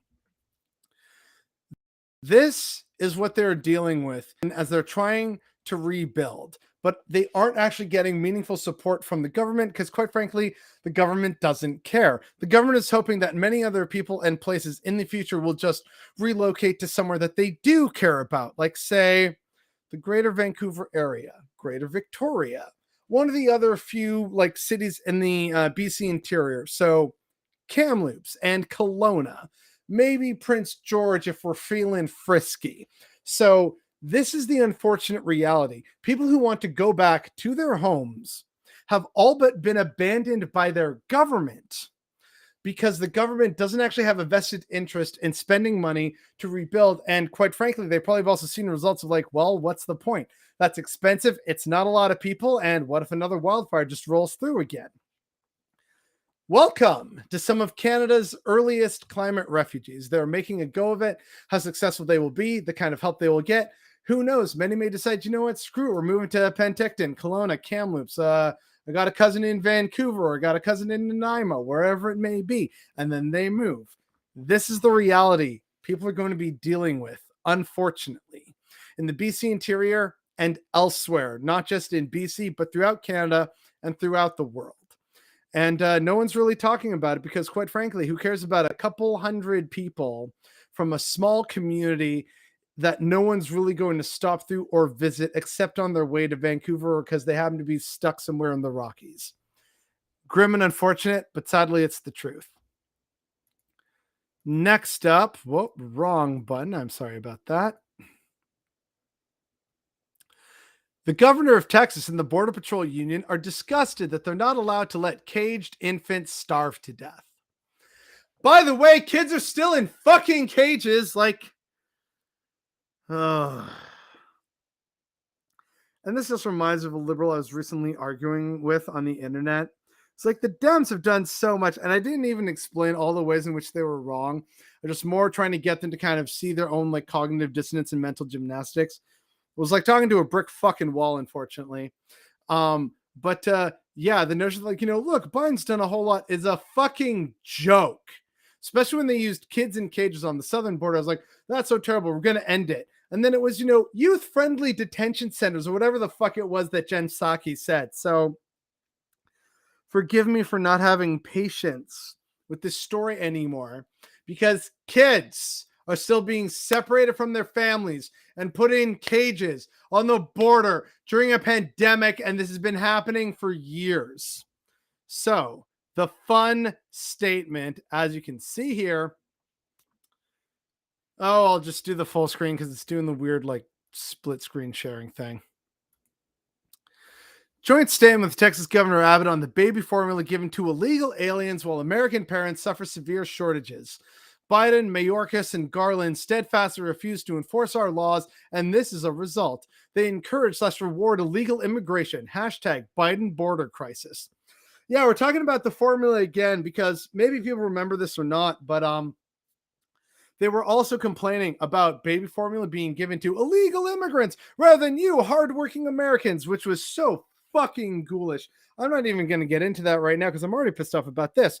But yeah, these jackasses are mad about, the government giving formula to babies in cages on the fucking border rather than, hey, maybe this is kind of like a bigger problem that we should all work towards instead of trying to politicize suffering children. But hey, what the fuck do I know? I'm just someone who believes in compassion. So yeah, this pissed me off, as you can tell. Greg Abbott, Jesus fucking Christ. Yeah, great. Like, everyone has like their least favorite governor. Greg Abbott is definitely mine. Ron DeSantis is like maybe tied for first place, but holy fuck, Greg Abbott, man. Hey, Adnan, welcome. Caleb saying, "Oh God's Texas." I mean, look, I got a lot of comrades in Texas. I want to visit. Texas seems like it's got some really great stuff going for it. It's gerrymandering and like republicanism. It's just not part of it, though. Oh God, Aquaman is going to be buying real estate. God is a DM who ran out of modules and has been ramping stuff up since 2015 to keep delaying the climax because he still hasn't figured out how to tie it together narratively. That's possible. Yeah, more towns burning or washing away. Yep. Geez, the whole time people need to wake up. Yeah, this was big news in Canada for a while ago. But then, of course, because of the algorithm, the news cycle moved on. So, we didn't pay attention to it anymore. How can Texas just let those children die? Because they're not proper Texan children. And by Texan, we mean white. And so who gives a shit, really? She's a ghoul. Yep, absolutely. Texas, where the cooperative Nazis went who washed out of the space program. Ooh, yeah, not inaccurate. The whole illegal bull needs to stop. Humans aren't illegal. They are people.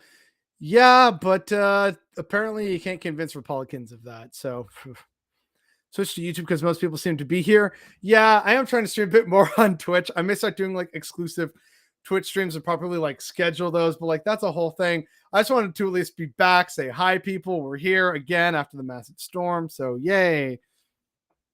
China has asked the UN High Commissioner on Human Rights to open an investigation on abrogation of rights in the USA. That's hilarious. It's like that Spider-Man meme of like, hey, you're violating human rights. You're violating human rights. You two are also violating human rights. But you're violating human rights. Like, oh my God. I think like the only nation that like the only handful of nations that maybe haven't are those that are just kind of quiet, keep to themselves and don't have much going on. So like, yeah, whatever. We're just hanging out. We're here in the mountains. We're here on an island. Like that's it. The cities here are fairly good, but outside those cities, it's Texas. Yeah, that about sums it up. Yeah.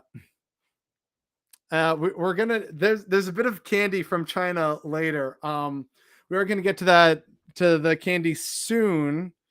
We're gonna get to it very soon, Bother Brigade. But first, we got to actually get through a few more of these stories. Once we get like what I say, we had about 18. So we got actually, you know what? Yeah, you know what? You know what? It's candy time. Ignore this. All right, candy time. All right.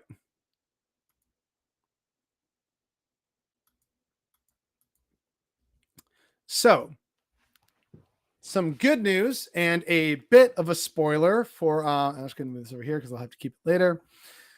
For like, good news from May video. They finally found the cause of SIDS, otherwise known as sudden infant death syndrome.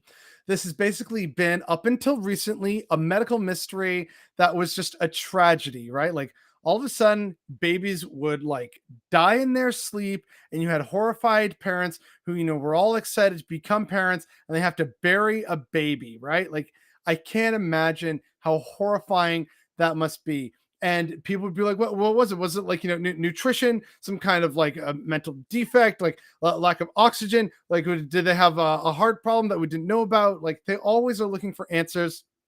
They never got them. We finally have the answers. So let's take a look at this. Come on, computer. There we go. The Sydney researchers were able to confirm this theory by analyzing dried blood samples taken from newborns who died from SIDS and other unknown causes. Each SIDS sample was then compared with blood taken from healthy babies. They found the activity of the enzyme butyrylcholinesterase (BCHE) was significantly lower in babies who died of SIDS compared to living infants and other non-SIDS infant deaths. BCHE plays a major role in the brain's arousal pathway, explaining why SIDS typically occurs during sleep. Dr. Carmel Harrington, the lead researcher for the study, was one of these parents. Her son unexpectedly and suddenly died as an infant 29 years ago. In an interview with the Australian Broadcasting Corporation, ABC, Harrington explained what she was told about the cause of her child's death. Nobody could tell me. They just said it's a tragedy, but it was a tragedy that didn't sit well with my scientific brain. Since then, she's worked to find the cause of SIDS both for herself and for the medical community as a whole. She went on to explain why this discovery is so important for parents whose babies suffered from SIDS. And then there's like the whole article. In fact, I will just link this. Yeah, here we are. The actual article rather than the tweet. So here we go. How do I put it into... Here we go. All right. There you go. There's the link for those who want it. But yeah, so like, it seems like obviously more research does need to be done, but a very compelling case has been made for the lack of that chemical BCHE being responsible for sudden infant death. So now that they know to perhaps, look for this and measure for it, this could reduce the instances of SIDS by a magnitude. We, again, like, it's early stuff, so I don't want to be like, we've solved the problem, no more dead babies from SIDS ever again. Like, that's not what this is. But this is a massive positive step forward. Some actual, genuine, honest to God, good medical news. Not like for once, but about something that has been plaguing people for, as you saw, decades now. This has been a thing for like nearly as long as people have known. And people thought like, oh, maybe, it had to do it with like, a leading theory was, mattresses being, too soft for babies, but also if they're too hard, it like messes with their malformation and bone development. So it's like, could it be that we finally have a much clearer picture of what could cause this and other seemingly unknown sudden infant deaths? So this is opening up a brand new pathway towards better understanding young infants and saving more of their lives. Absolute amazing positive story. You love to see it. I just went ahead and eat a snack with the others, so I can't type for a bit. I'll just listen to you chat. Okay. Hey, thanks for being here. I appreciate it. Getting back to the God is a DM theory, I leave y'all to assume what that means about the party, i.e. us here, everyone in the game. I mean, anarchists are just rogues, am I right? So yeah, and neutral, I guess. Anyway. Well, it took them long enough. Oh, what? Australia's the one doing the research because, of course, the U.S. would investigate SIDS. I feel like there probably is American research going on into it, but at the very least, someone somewhere made a positive discovery and development. So I'm here for it. Insert Jesse, yeah, science. JPEG here. Yes, science. I'm even wearing the beanie too, or the toque as we call it. Howdy, all. Welcome back, BB. Hey, Limey Redneck. Thank you for being here. It's good to be back. So what affects BCHE? Could it be the fair folk? We don't know. That's why I've linked the article for everyone else. It's again kind of like we know it has something to do with SIDS, and like lower levels of it seem to be responsible. What causes the lower levels? Well, that's the next step in the evaluation. That's kind of where we are with the development right now. But still, again, crucially important. Now we kind of know what's causing it, so we work backwards from there. Good stuff. So it's a brain enzyme deficit, maybe. Yeah, maybe, fairly likely. So, again, steps forward. There are so many innovations that come out of Australia, but since our government doesn't want to fund research, all our best minds go to the US or EU. It's kind of how it always goes because they pay money. Capitalismo, baby. Or Asia, well, depending, yeah. This prevents 2/3 of SIDS deaths. This would be the second biggest reduction in infant mortality ever. It will be bigger than hand washing. Like, yeah, it's actually huge that this is such a step in the right direction. Still lots more work and research to be done, but it's like this, I guess, could be interpreted as seeing the light at the end of the tunnel with regards to SIDS. So that is good. And yeah, I love that so many of my subscribers, so many members of the Bother Brigade know each other. That's good community. I love it. You're here due to incubation. I mean, like, I had to be put in the what is it? Not infant mortality ward, but like there's some kind of special like screening ward or something for newborn infants because apparently my blood sugar was really low. I'm not diabetic. But it had to do with my mom being on a diet at the time where she basically did not eat sugar. And then they gave her like sugar when she was in labor. So that caused like some kind of like glycemic thing or something that affected me. And so they had to put me in observation. But I was already a late baby. So my mom said like she had no problem identifying me in the ward because I'm like this giant 8.5 pound or like 8 3/4 pound baby next to like a bunch of tiny little preemies, like a giant among babies. And she's like, that's my kid. Neonatal intensive care unit. Maybe that was it, but I think that's a specifically American term. I could be wrong though. Yeah. Also, it'll prevent more parents from being accused of killing their infants when they already have the loss to deal with. Yeah. So again, good news. And I think I had a total of 4 positive good news stories. Yeah. Okay. So we'll do the second one. Right. So this is more of a Canadian one. This is that kind of thing of like, it's what the 3%ers love to talk about like, you only need 3% of people to successfully mount a revolution, right? And so for them, like, we only need 3% of the American population. We don't even need to convince the majority. And so someone on Twitter had a bit of fun with this about what this would mean for Canada.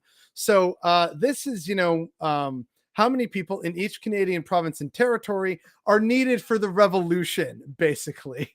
And I actually kind of love it. It makes it definitely seem a lot more accomplishable in terms of how feasible and realistic.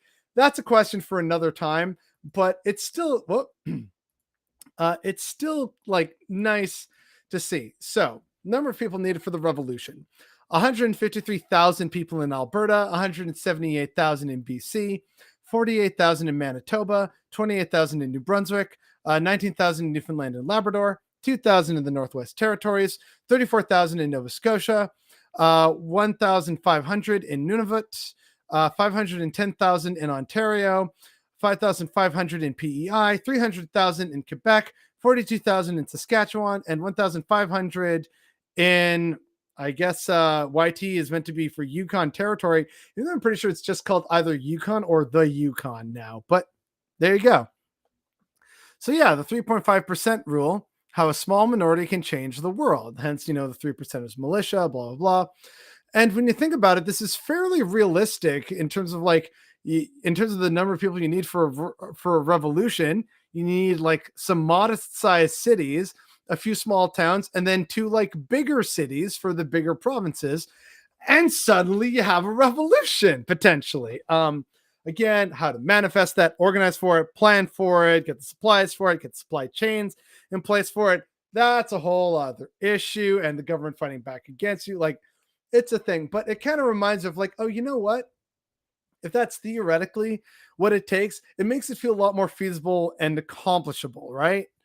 So yeah, that was just something that I wanted people to kind of see and potentially take away and recognize as like a positive thing.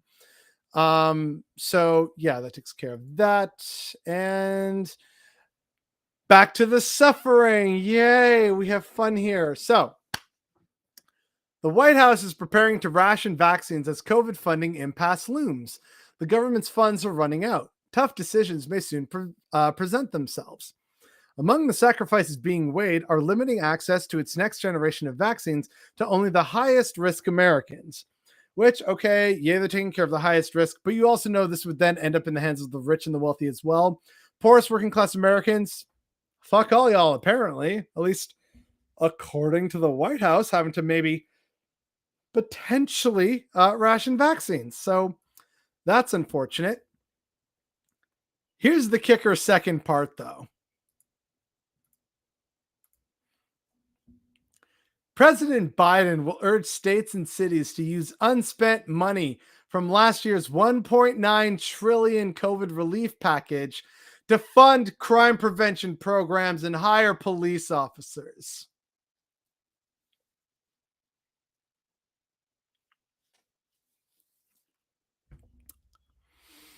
So, yeah.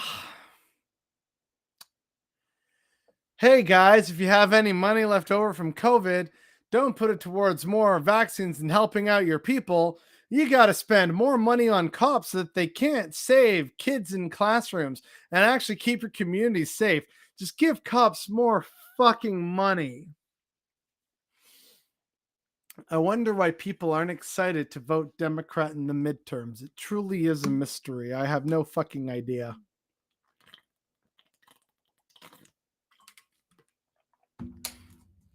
All right, lots of mischat. We need a revolution. People need to stand up against crappy government and politicians who don't give a shit. Yeah, we do. But a lot of people, for them, the unknown is worse than the current status quo, which they are at least familiar with and have some level of convenience. That's why I'm increasingly convinced that the American Revolution only happens when like Amazon suddenly says, "Oh, you know what? No, it's going to take longer to deliver stuff, and you have to pay more for it." Like that's what's going to kick off the American Revolution or something. But yeah, it's needed, but it's like where do you even start, right? But start by organizing. Start getting together. Like the some of those are really just like some internet sized communities, Facebook groups, subreddits, and stuff like that. Can maybe change the world with that. It's positive if it's not fascists taking over. Yeah, the problem is the fascists are generally speaking in like the police forces and stuff. Ugh, ugh, I hate it. Oh yeah, because rationing is a good idea when thousands of people are dying. You're poor. Nope, you can't have it. Yeah, more must be sacrificed on the altar of capitalism. Uh 34K Nova Scotia. I think maybe it was like 3.4K Nova Scotia. Sounds like the size of Truro, which makes sense because people say Truro people are revolting already. All right, look, I've visited Nova Scotia. Granted, I was very young, so I only remember a couple core places. So I know like parts of Halifax and Dartmouth and Lunenburg, and of course Digby because that's where the ferry came off. Annapolis Royal. I haven't been to Cape Breton. I'd like to go if I can, and we're somewhere else.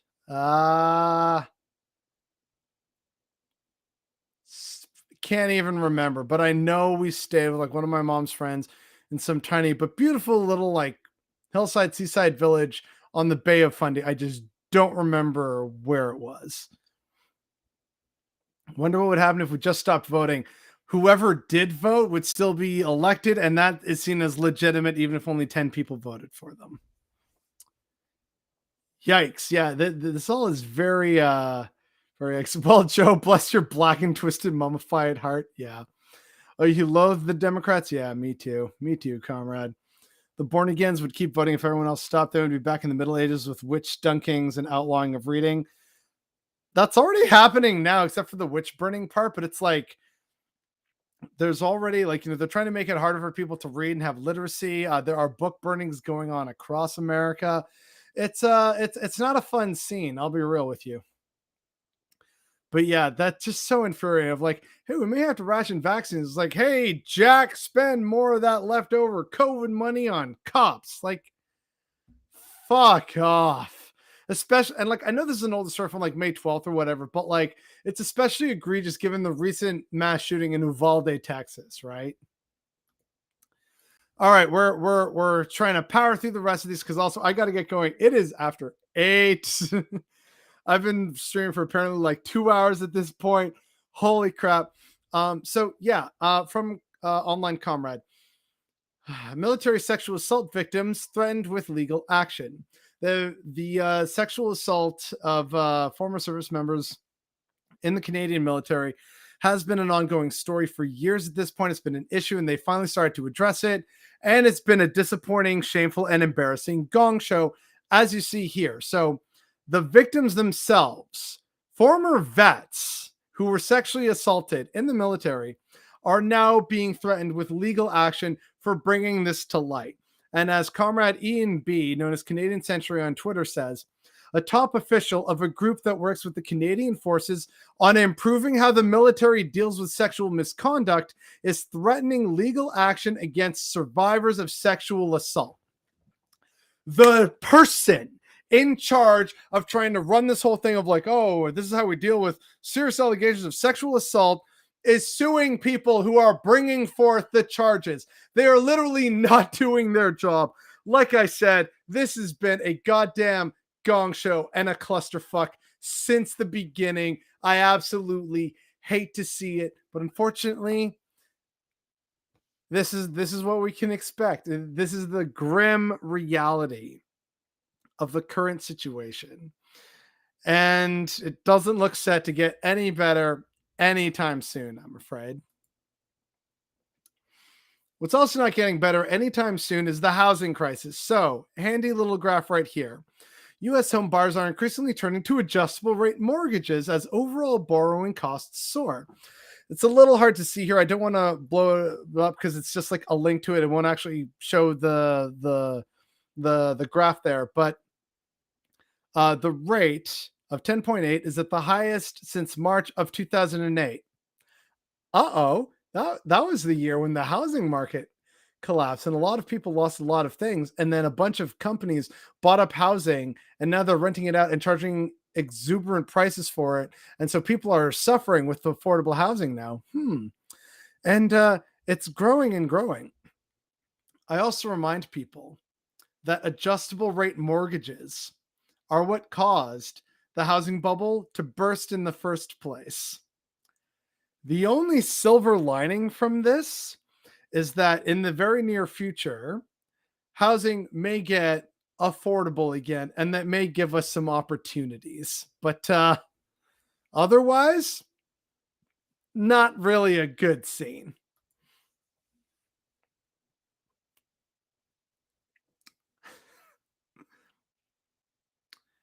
So I don't know how many people here know about or remember. I know I've talked about it on my channel before. But Canada's liberal government that takes climate change super seriously bought a fucking pipeline because the original company that was building it was like, you know what, it's kind of just untenable. Maybe we shouldn't build it. But in the interest of national unity and keeping Alberta fucking happy, which is never possible, they decided, okay, well, the company is not financing this pipeline. Well, we're going to buy this pipeline. So 2 months ago, Canada's PBO said the federal government was very unlikely to recoup their investment in TMX, which is the Trans Mountain Pipeline. It's the pipeline in question. A month later, they pledged not a cent more, no more taxpayer money. Now they're handing over $10 billion Imagine the down payment we could have on a just transition by now. Now, this is mostly accurate. However, I do want to point out something. The idea of, they're handing over 10 billion. It's not actually handing over 10 billion for the pipeline. It's a 10 billion guaranteed loan to try and entice investors. All this really means is that they're trying to shore up the investment stability of this pipeline, because otherwise that makes the government's own position even more precarious. So the government is basically guaranteeing $10 billion in financial loans to basically say, no, this project is worthwhile and it's absolutely going ahead. It's not necessarily handing over $10 billion to companies to build it, because the government bought it and took it over and is pledging to build it to completion anyway. But it's just another sign of how useless and stupid this pipeline was. The government is trying to make it work to the point that they're willing to guarantee $10 billion in loans to try to entice investors to help support it, to offload some of the costs of the government, because the government had to step in and buy it to make Alberta happy so they could ship more dirty oil to the West Coast that no one actually wants during a time when we're trying to move away from oil, and the entire project was unjustifiable in the first place, which is why the own free fucking market actually rejected it. Oh! Like, oh my fucking God. What are we doing? This is a government that claims to care about the climate crisis. They bought a fucking pipeline. They're financing it with more billions in loans. Like, holy fuck, man. Like, holy fuck. And people are like, no, you got to vote liberal because they're the only sensible choice for climate solutions. Fuck off. Like, actually, we have so many stories like this. Liberals need to wake up and smell the climate apocalypse already. Speaking of apocalyptic images, here's a fun one for everyone. This is the Bidenville outside of Seattle. Let's get this nice and big for people. So, yeah. I know, a little hard to see right now, and I know people were calling these Trumpvilles when Trump was in power. This is all a spin off of Hoovervilles, which were the American shanty towns and ghettos that popped up under President Hoover's reign of America during the Great Depression there in the 1930s. So, now because of the recession and collapsing America, basically, people called them Trumpvilles and now Bidenvilles. You just call them like Americavilles or Capitalismvilles. But yeah, it's like clearly, in an abandoned lot, people are congregating. They're living out of trailers, tents, their own vehicles, just trying to eke out an existence in the fucking nightmare state that is America. But, land of opportunity, really living the American dream and making it easy for these people to live the American dream. Oh, and by the way, I remind people that some places recently criminalized homelessness. So yeah, have fun in the future in America. This is going to be real good stuff. Also, I realized I haven't checked up on chat. Whoopsie. Oh, wow. That's a chat. Yeah. Ever heard of the info coming out of the Nova Scotia Port Peak investigation? Sure makes it look like the RCMP need to be rebooted or booted out. Yeah, that's going to be part of a video I'm working on that's basically turning the RCMP a new asshole. It'll probably also just be other news that I want to cover in like the follow-up to this one that's going to catch like the other half of May that we missed. But yeah, I seriously need to get the number of Biden's necromancer. It does great work. Nice. Well, witches and pagans are a hated minority, and when they start burning books, they will burn people. Yeah, I mean, there's hate crimes already on the rise. They're just shooting people at this point. So, oh God. Again, I make the offer to marry an American comrade to get them the fuck out of Dodge. It was good seeing you again, brother bothered boy. Oh, you're off big 996. Well, thank you for being here. Hopefully you enjoyed yourself. I know we talk about a lot of heavy stuff on here, but thank you for being here. I well and truly appreciate it. Hope you have a very good rest of your evening. Well, witch burnings are the beginning of modern misogyny, given the situation with Roe v. Wade. It's not out of the question they'll start again. Yeah, I mean, America still has sundown towns, so like this has already been going on for a long time. We need multiple things. Frustrating. Yep. They do nothing about sexual assault except sweep it under the rug. Yeah, unfortunately. No, I worked in loans and mortgages. Arms are so predatory. Yeah. Yep, and that's how the housing crisis happened. Ha ha. Oh no, not adjustable rate mortgages. Yeah, yeah, right. Like ha ha. Those that do not learn from history are doomed to repeat it. Housing should just be public. It's a human right. Absolutely. Like I'm a big fan of, like, at the very least, the core things that a human needs to survive should be free at point of use. So humans need good, clean air to breathe. So, air is free and you are entitled to clean air. Next up, you would survive only a few days without water. So a human needs access to clean, fresh drinking water. No questions asked. And you shouldn't have to pay for it. Next up is food. You could last a few weeks without food. So some kind of food security. So, like, I know we can't do this with like food stamps and food banks, but like, fuck it, man. Like, the government should do something like, a version of like the Hello Fresh boxes or Good Food or whatever, where it's like you get a government box. They fucking did this in the Soviet Union. Like, people would get ration, and like Warsaw Pact countries, they would get ration boxes. So it's like, oh yes, comrade, due to your help in hitting production targets, ration boxes are extra stuffed. So here do you go, Tovarishi. You have your like free bottle of vodka.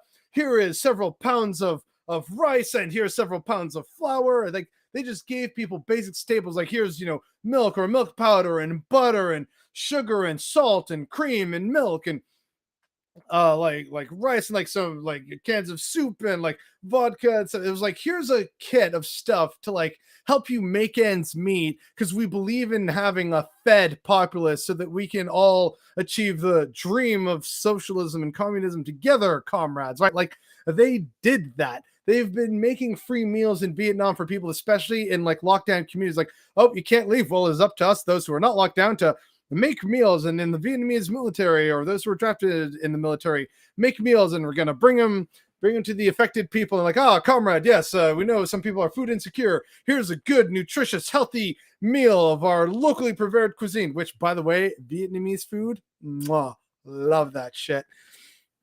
So, like, the government should absolutely do something like one of those boxes where, and like, you can pick like sort of easy, simple things. Like, I'm not asking for like, 50 plus fucking recipes, but it could be like, yeah, some basic, simple recipes that, people would like, and you get that, maybe it's not even every week, but like, once a week or bi-weekly, you get one of these that just gives like a few free, decent, healthy, nutritious meals that people will enjoy, free of charge. It's a government fucking service provided by like the US Postal Service, for fuck's sake. Like, that is absolutely something that should happen. If I am ever made dictator, that would be one of my policies that I would make happen if I was ever declared dictator of Canada. So, like food absolutely should be a security. So like, it's necessary for human life. It should be free or like extremely low cost and affordable for what people can afford to pay. And then of course you have your basic needs of shelter. So like, those are all things that take care of like, keeping the body functioning. And then on top of that, you have shelter. So shelter from the elements, from, extreme heat, extreme cold. So heating, cooling, just like the basic home, so that you can be comfortable in your home. All that shit should be free. Those are the very basic things that should be free in society, because those are all things you need as a human to basically survive. Everything else after that, like, human rights, bodily autonomy, those all come after the core, like what I call the core body of things that are necessary for like a human to have a halfway decent life. After that comes like fulfillment, time, vacation, rights, autonomy, all that stuff. You need to have the aforementioned things so that you can enjoy the other things, right? At Audna, I don't work in that industry, but the fact that you call them ARMS is telling enough for me. Well, the ARMS is adjustable rate mortgages. It's just an acronym. Absolutely. I mean, I could go on and on. You should absolutely tell people more about it, but we're gonna wrap up hopefully very soon. Get the pitchforks with gah. Yeah, vibe. Or rather mood, rather. Yeah, it's a mood. Can we just ban oil? Like we know the harm it causes.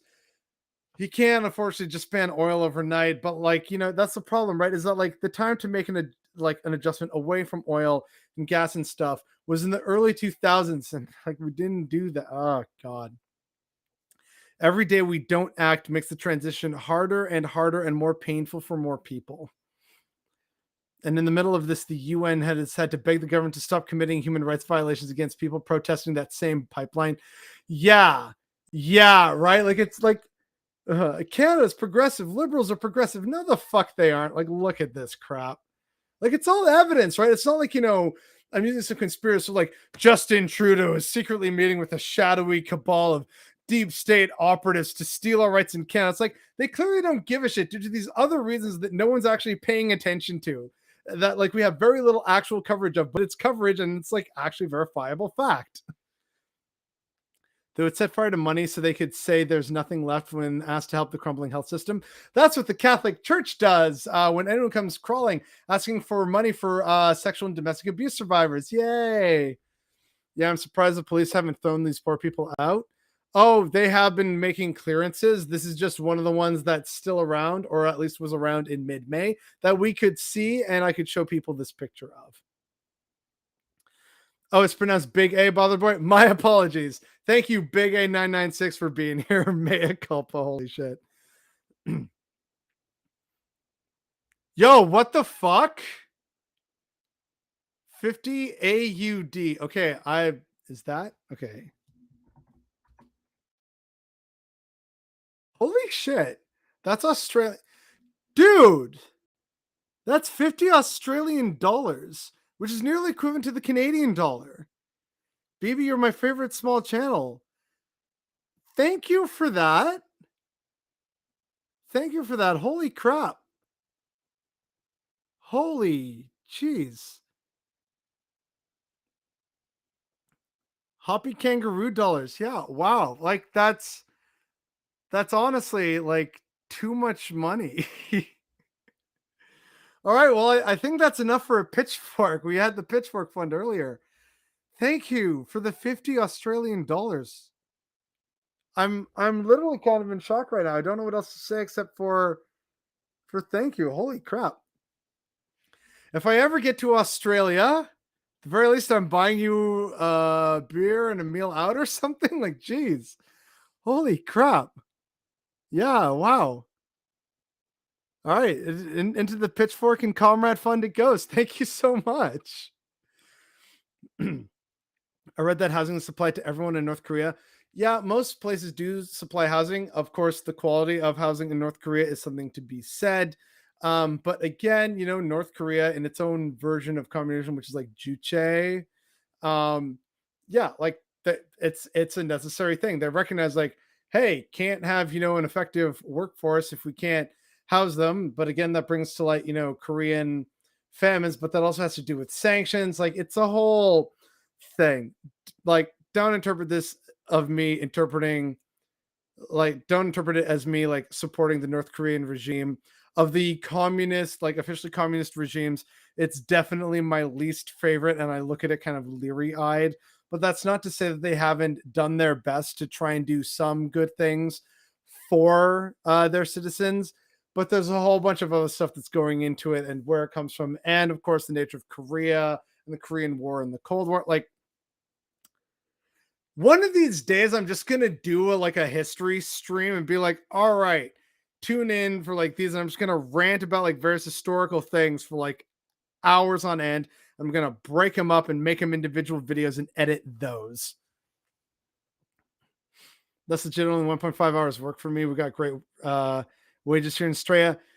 Damn. Okay, you're making good money because like 1.5 hours work for me is like $30 Canadian. So from each according to their ability, each according to their need. Communism has some good points.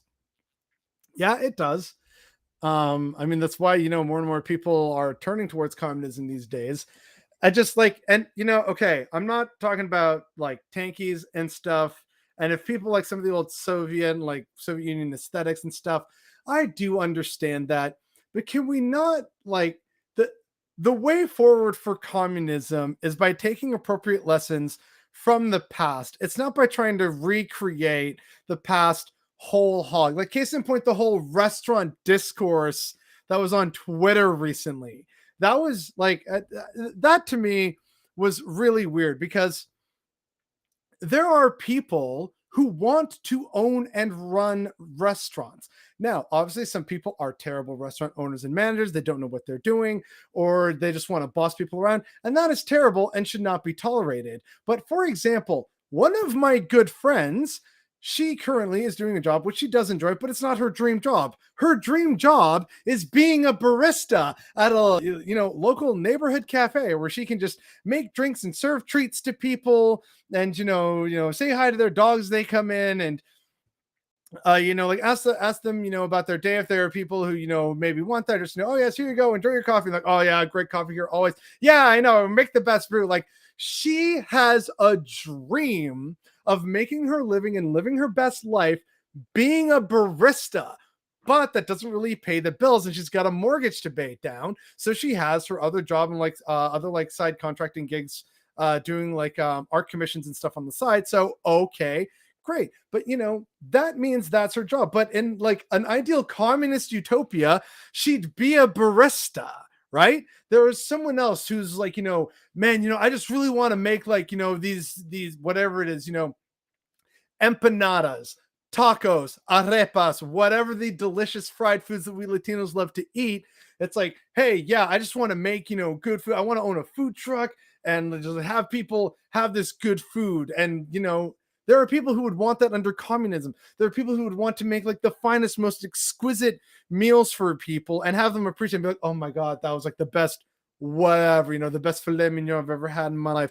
Or, that was the finest cassoulet I've ever had anywhere outside of France. Like, there are people who want to give those kinds of experiences and share their food and their culture and their time and their, compassion, camaraderie with people in the form of some kind of service industry. So the whole like, oh, come on, there won't be restaurants. It's like, what if a comrade wants to have a restaurant, right? Like it's the same kind of thing of like, we're not going to get rid of McDonald's. Instead, we're going to make sure that McDonald's pays its workers decent fucking wages, actually improves the, decent quality of the food, makes everything safer, happier, healthier, fitter, more productive, and everything for the workers and all those involved in the production chain and for the customers. That's kind of, what the ideal future should be. Not that we're going to get rid of Big Macs or something, right? Like it's so absurd to me that was in any way discourse. Again, well, shit like this is happening when you have literal shanty towns and ghettos and tent cities because people can't afford to fucking live anymore. And apparently the discourse is no more restaurants in the future, comrades. Like, wake the fuck up already. There's way more important things to be talking about than that as discourse.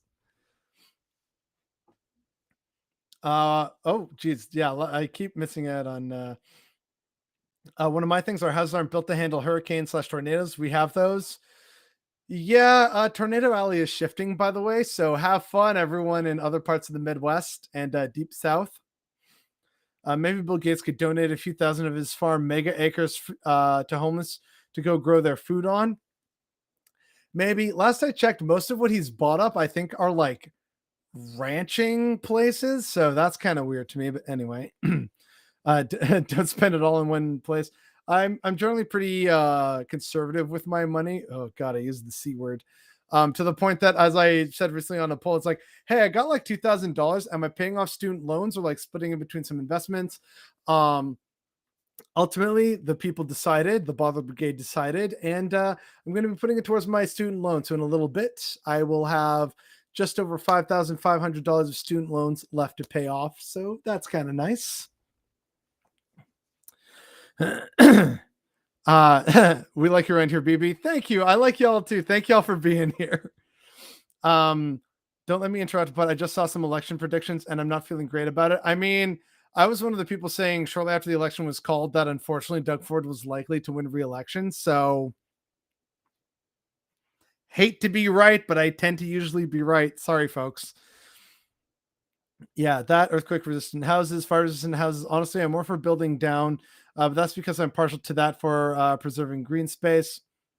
Yeah, more green space should be used instead of converting it to like, just rapidly build housing, agricultural or arable land. It's very important. Like that, vertical farms, breeder reactors to power public transportation. It's going to do shit ton for preserving above ground ecosystems. Yeah, as that stuff grows, that's going to be better. And also just like more acceptance towards like non lawns and like urban gardens and veggie patches, community gardens, stuff like that. All good stuff. Earthships are cool. Underground or partly underground is cool. Earthbag houses are cool. I haven't heard of earthbag houses. That's weird. I don't know if I want to get into the breeder reactor thing. Yes, we need to reprocess waste, but breeder reactors aren't as safe as PWRs. No idea what either of those are. Let me know either here or on Twitter. I'm probably missing something huge because I'm a dummy, but I love to keep enjoying food after the revolution. Lol. It's probably possible to have a restaurant that isn't awful, maybe. One would hope, and just have it be more fair and equitable, right? Like, why shouldn't there be a restaurant of a bunch of people coming together and equally sharing profits and time and just making good food for people and taking home halfway decent paychecks, right? Like, there's so many buildings for sale in Wenatchee right now. Oh, okay. I don't know if that's a good thing or a bad thing.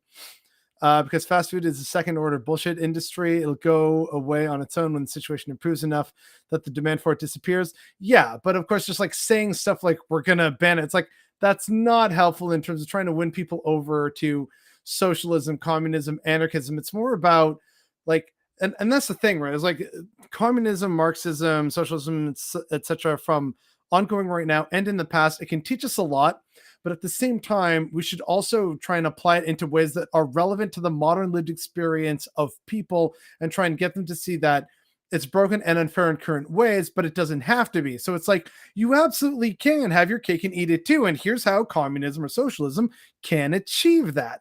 So instead of like, we're gonna outlaw Amazon. It's more like we're gonna make Jeff Bezos fucking extinct, and we're gonna actually spread all that money between the workers at Amazon. We're gonna turn it into a co-op, so you actually get into Amazon, and we're gonna lower the workload a bit. So sure, it may take a little longer for like your package to arrive, but you're still gonna get a package at an affordable price, and no one has to be exploited to do so. That's kind of the ultimate dream, right? And then also turning around and saying, oh, and because of Amazon's whole logistic setup and everything, we're going to use that to distribute medicine, food, supplies, whatever we need for the needs of our comrades elsewhere in the country and around the world, right? You like make that be the focus rather than we're just gonna like burn every Amazon warehouse to the ground. It's like that's not helpful. That's actively harmful at that point. So super unrelated, but you got that dickhead Elon Musk talking about a Mars colony, but I'm just thinking, wouldn't a moon base be way fucking cooler and more feasible too? Yes, but already like NASA and various other international partners are making plans to put like a space station in orbit around the moon. So that serves the layover station to go to Mars and like do other missions and stuff like that.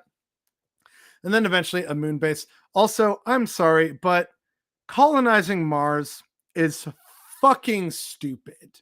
It really is. I know people have an obsession with it. There's all like the cultural stuff like Green Men from Mars, John Carter of Mars. We've had Mars movies like the Martian and like various horror films set on Mars, Doom and stuff like that. Like I get it, right? We're fascinated by the red planet and rightfully so, especially with the, very high potential, if not, I think it might have even already been confirmed that life did or does currently in fact exist in some form on Mars. Like I get it. It's cool.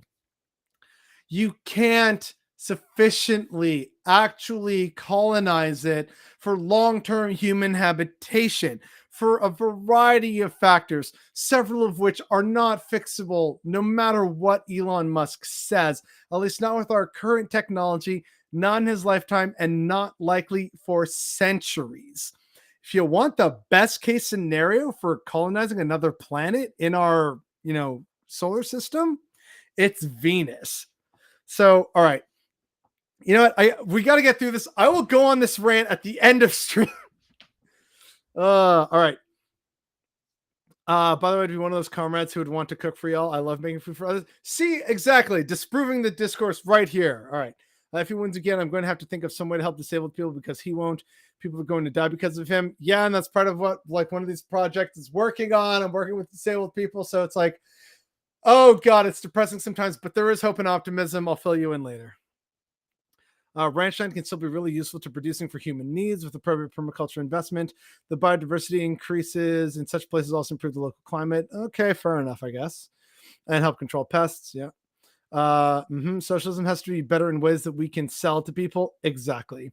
And by improve the local climate, I mean trees especially attract more rain to the area, increasing the fertility of the area and stabilizing temperatures with more water acting as a regulator. Harder to do in very dry, arid, xeric, and like just arid scrubland areas, which is where a lot of it has been bought. So kind of doubtful. Trees cause rain, stabilize temperature. Yeah, but with climate change and wildfires and drought, much harder to accomplish, especially in a lot of the areas that Bill Gates seems to have bought the acreage. Old Gus not prepared to talk breeder reactors at the moment. Haven't looked into them as much. A lot of us don't know about this stuff. But yeah, if there's any way I can help with that disability help project, please let me know. I can't do a lot, but I have to do something. It's like, okay, so I say it's like helping disabled people, and there are some disabled people and like immune compromised people involved. It's mostly related to the pandemic and like trying to help get a lot more people over that. Like it's there's multiple steps to it. We're in the very early steps, unfortunately. Still doing designing and like basic level organizing and figuring things out still. It's very early ages, unfortunately. All right, so we've looked at the Seattle Bidenville long enough. Yeah, this fucking idiot Tom Harwood on May 10th said the right to protest should never eclipse property rights.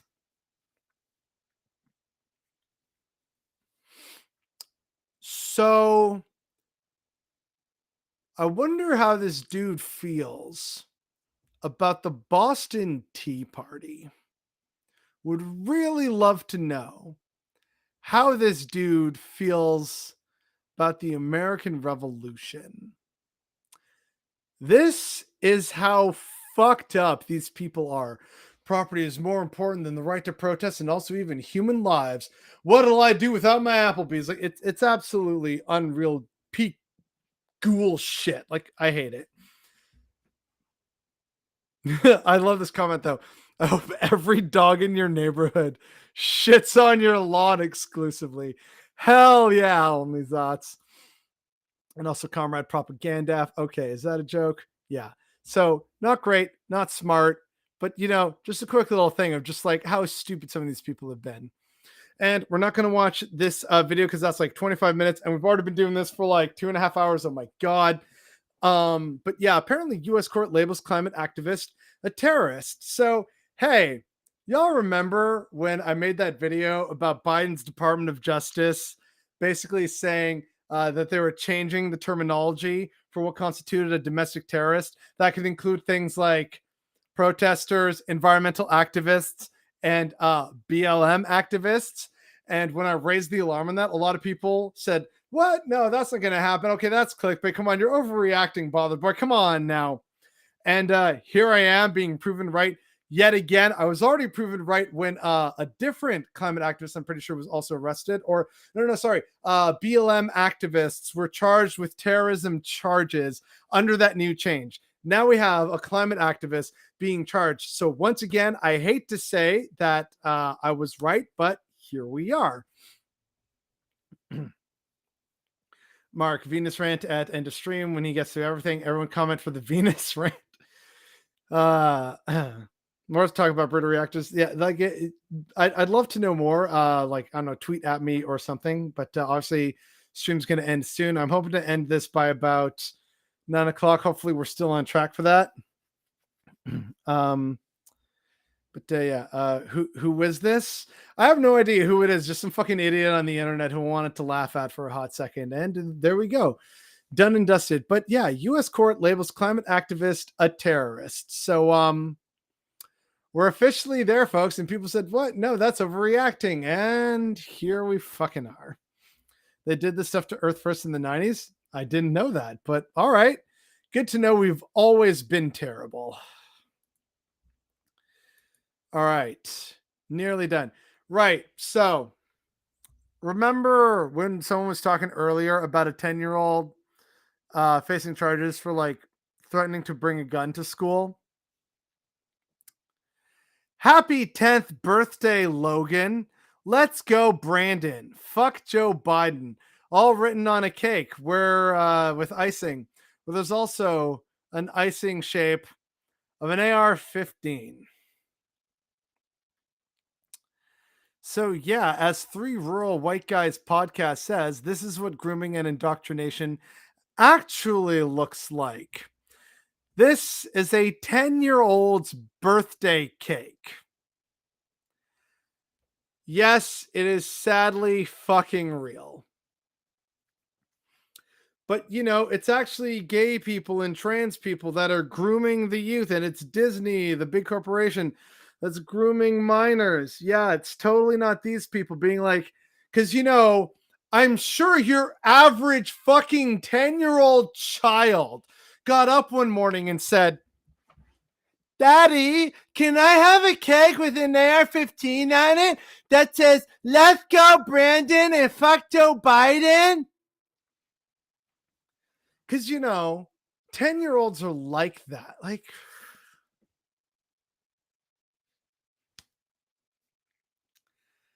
this is so obscene. It's so ridiculously obscene. Like, this is one of those things. I'm not even sure how to properly term it, but it's one of those things where it's like conservatives like virtue signaling or something to other conservatives and ghouls and terrible people about how shitty they are, but their kids pay the price. So he's like, you know, oh, I'm gonna get my son. It's like, you know, his wife probably said, oh, honey, I'm just like so swamped with work and other stuff right now. Can you like, you know, deal with Logan's birthday cake? Oh, sure, honey, I got it. He's like, ha ha ha. I need a cake for a 10-year-old. This happy 10th birthday, Logan, with an AR-15, and I need to say, let's go, Brandon, and fuck Joe Biden. All my conservative friends online are gonna love that. Like, that's probably, you know, what he was thinking. It's like that other one of that dad who was literally shaming his son for being really good at Lego robotics. He was like, man, you know, most dads get to, you know, be at a baseball game or a football game on a Saturday or a Sunday. And here I am with my nerdy son building Lego robotics. Oh, if only, like, why couldn't he be different? Meanwhile, it's like, what the fuck is wrong with you? Or I'm like, who was it? Don Trump Jr., who was like, I'm gonna steal my kid's candy and tell you know, well, that's social. I'm gonna teach her about socialism at a young age. It's like, so you're going to bully your kid for weird fucking internet clout? Like, this is all a part of that same kind of thing that I find incredibly cringy and depressing and just harmful to children, right? Like clearly no 10-year-old asked for this.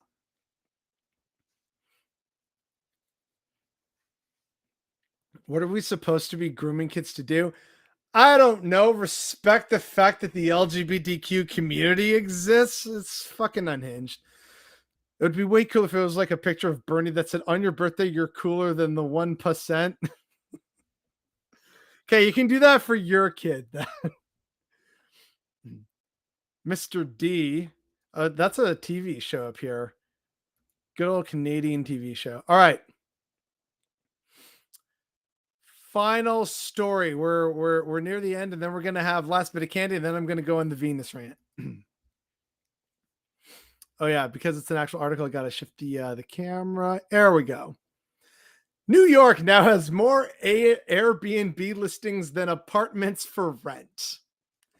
The situation with housing, and particularly Airbnb soaking up so much of it, has gotten so bad that it's now easier to find an Airbnb in New York City than it is to find an actual apartment to rent. This is a problem This is not sustainable. This is why New Yorkers need to have their own little fucking revolution already. There's no way that this is sustainable. And this is a sign of like capitalist progression in the worst ways possible.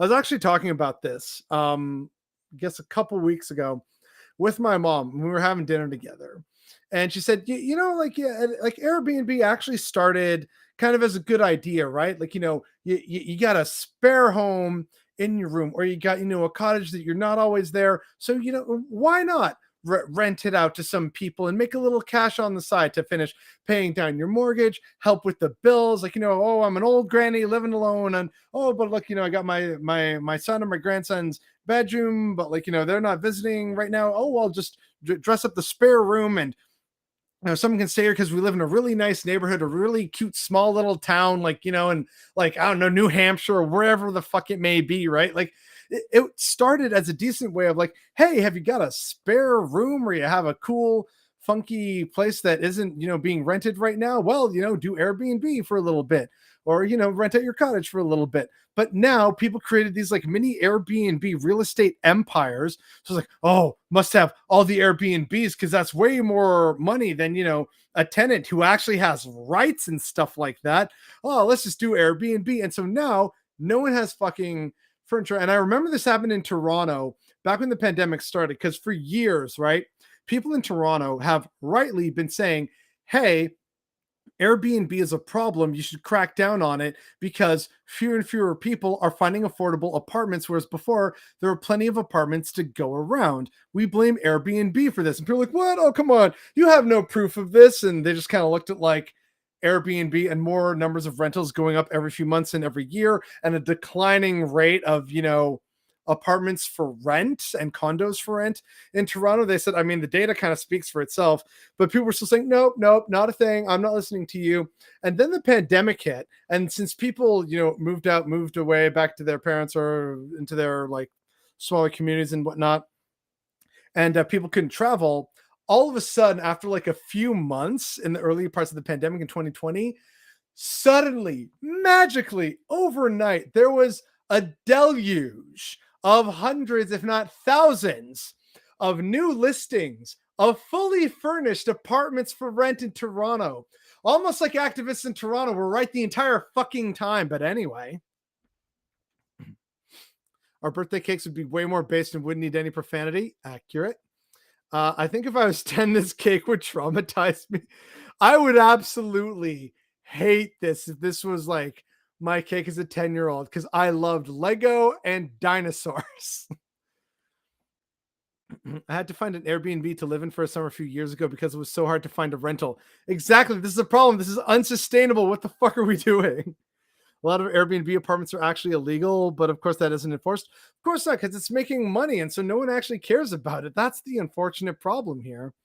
And so, yeah, actually here, because we are getting kind of late, and I don't want to just like um, read through everything, but we are just going to read through the first paragraph here. So, the fever isn't breaking. There are now bidding wars for 1 in every 5 Manhattan rental apartments and 1 in 3 luxury units, according to the most recent Douglas Elliman report. Inventory in all of Manhattan, Brooklyn, and Northwest Queens has been hovering well below 10,000 units as of April. The number was just 7,669, which is several thousand less than the number of entire apartment and entire home Airbnb rentals available in New York City right now. 10,572, according to AirDNA, a third-party site that tracks short-term rentals. Inside Airbnb, another site that scrapes Airbnb for listings data, puts the number even higher at 20,397. This, if any leftist wants to make this their fight, this is a worthwhile fight. This is unreal. This is not sustainable. So, here, we're just going to quickly get this link to people. I because it's like paywalled. Put it through 12-foot ladder, so 12foot.io, or if that's not working for you, then try archive.ph and use the second input bar at the bottom. That should hopefully work for everybody. Oh, god damn it. All right, hang on.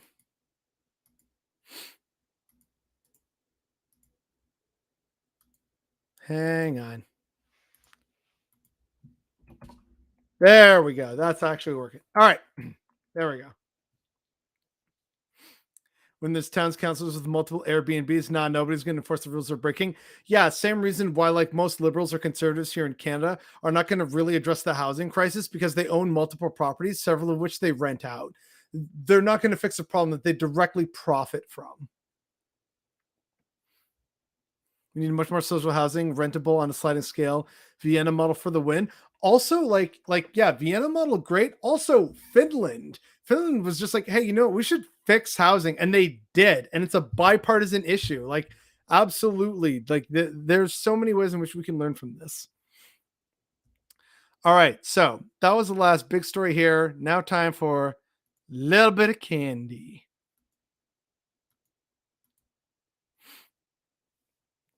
All right, this one is where I have to. It's kind of weird because like it has audio, so I have to share. We had this happen last time where I had to share the tab specifically. So what was it? Share screen. Yeah, specific Chrome tab and share the tab audio. Okay, here we go. So everyone, let me know if you can actually see and hear this. Okay, so sound off in the chat, Bother Brigade.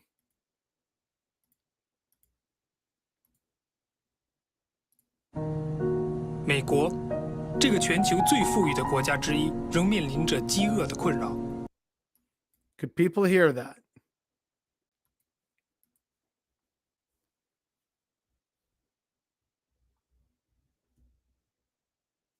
I'm hoping I did this right this time, that people could hear that. Yep, can hear. Okay, awesome. All right, so China, somewhat ironically, released a one of those starving children in Africa ads that we see, especially around Christmas time every year. China made a version of that, but for America, and it's pretty funny, if also slightly depressing. 美国，这个全球最富裕的国家之一，仍面临着饥饿的困扰。在这个国家，尽管食品供应过剩，却仍有4900万美国人在挨饿。许多人无力负担健康的食物来提升生活品质。帮助美国，从现在开始。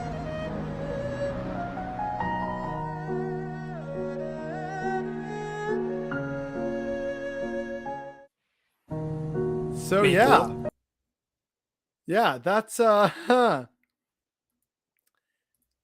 yeah. So that's funny, but also like depressing that 20% of Americans, yeah, exactly. He's not wrong, right? 20% of Americans struggle with food security compared to 8% of Chinese. Remember, folks, China's the most populous country on earth with like what 1.5 billion people at this point.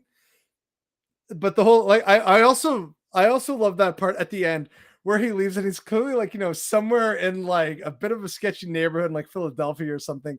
And he kneels down, picks up a basketball, and hands it to a white kid. Come on, China, let's help America. It's like, oh my God, the shade. Oh, yeah, that was amazing. The censoring problem might be a Chrome specific issue due to the way Chrome partitions tabs into different processes.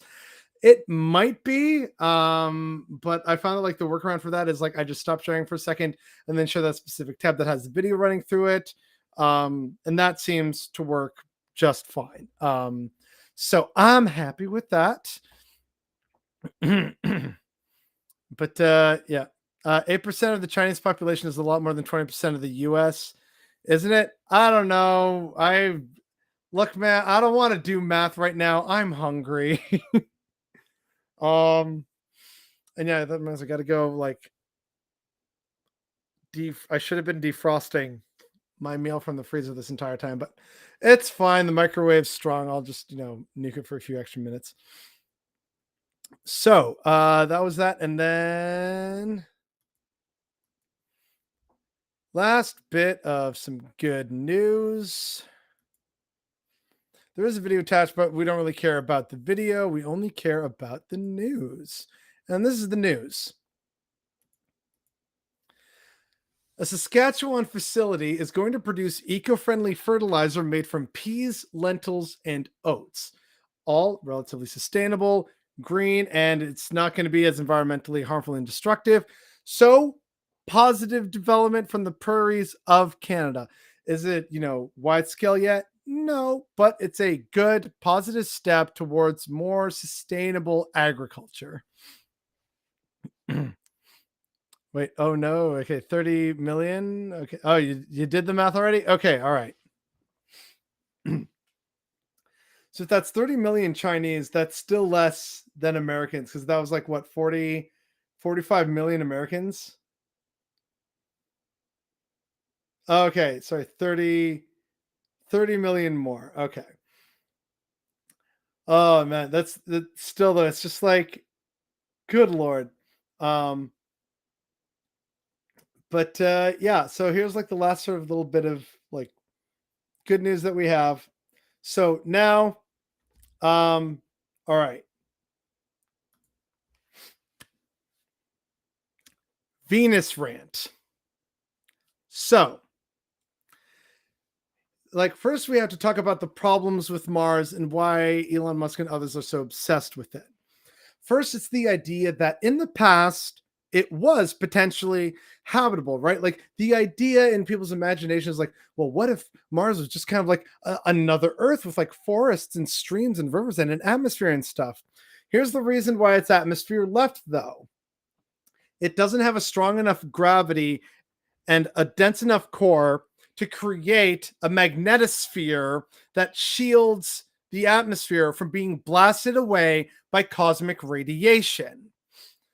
That's also why, if you want to settle any kind of base on Mars, I know we love, showing them like, look, we got like stuff on the surface and there will be bases and stuff. Those will all have to be shielded, and people will still have to be careful about their exposure because there is no ozone layer on Mars. They are blasted with cosmic radiation all the time. The surface of Mars is incredibly radioactive. That's why a lot of people have said that any actual long-term base, like whether it's a research base or some kind of semi-permanent or permanent colonization of Mars, would have to be subterranean to basically negate the worst effects of the cosmic radiation.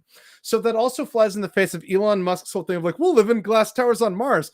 Cool. Enjoy your cancer by fucking 40, you ghoul. So that's a key problem.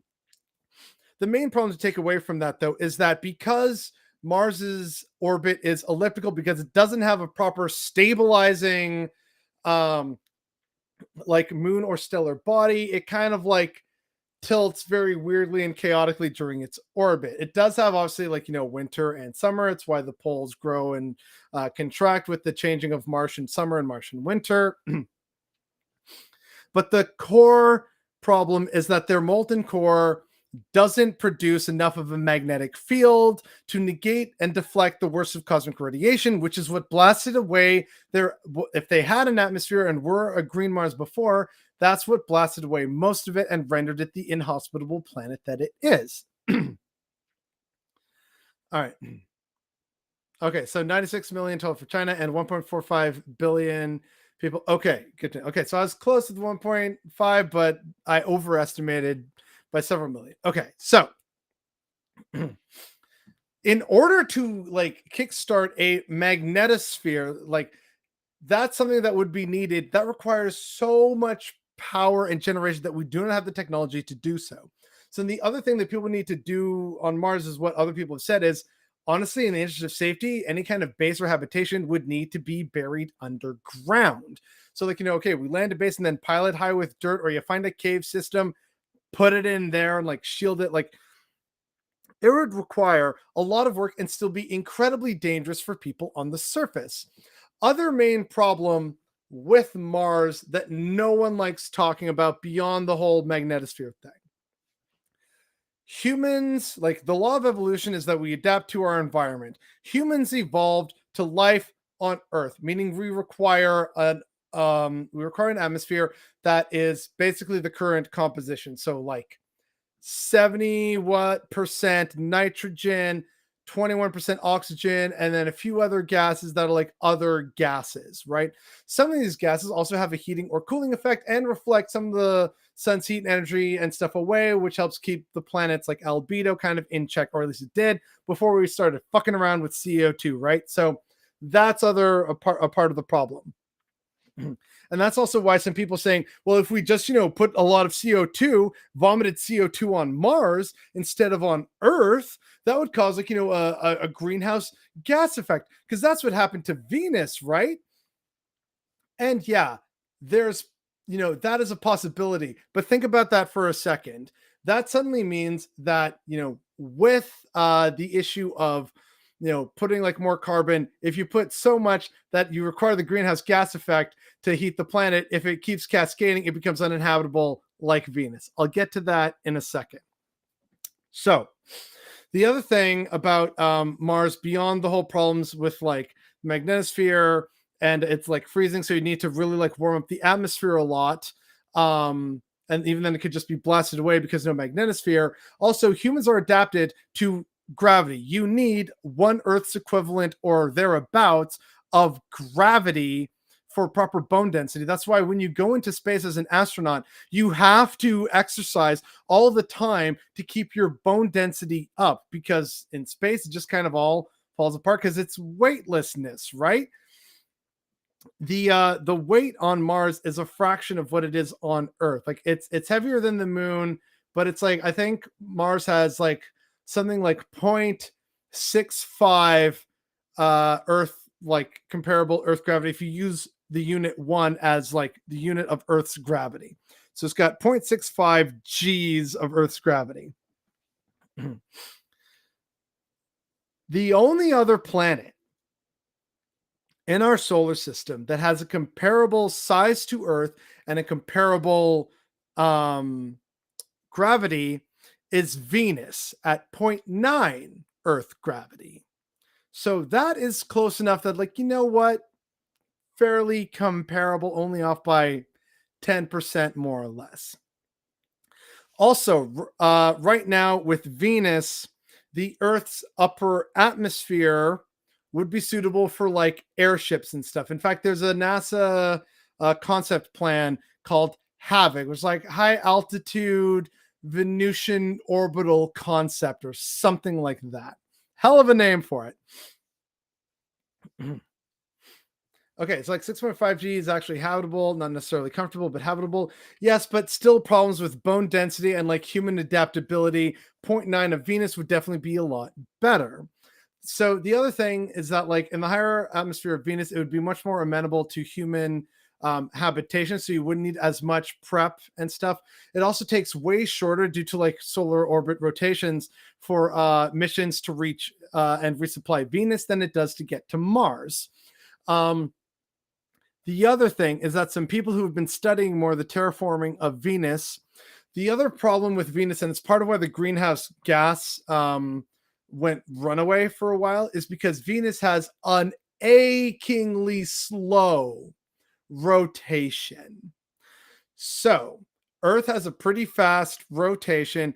Venus does not. This is why some people say that Venus would kind of be more like a Game of Thrones world if we ever did terraform it, in that like seasons would last years because of just the slow tilt of its and rotation of its axis and stuff. So like Venusian years and days are very much messed up. And some people thought this would also cause problems that basically like it's not tidally locked, but in terms of having to live on it, it would functionally be kind of like that.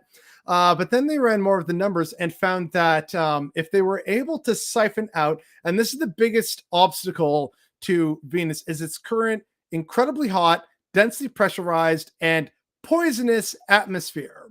But that's really the only problem with it. If we can somehow find an affordable way to like vent, for lack of a better term, part of Venus's atmosphere and do like a chemical solution. And there is a way to do this, but scientists already admit that like it's unfeasible in terms of just the sheer cost that would be involved, including of like rare space minerals and metals and stuff like that. But theoretically, there would be a way to basically suck the carbon out of Venus's atmosphere and manage to cool the planet, which would also allow for rains to form, and then oceans, which add for a further cooling effect. And then it kind of becomes very Earth-like. Cloud cities on Venus, Elon Musk is a clown, and Mars is a dead end.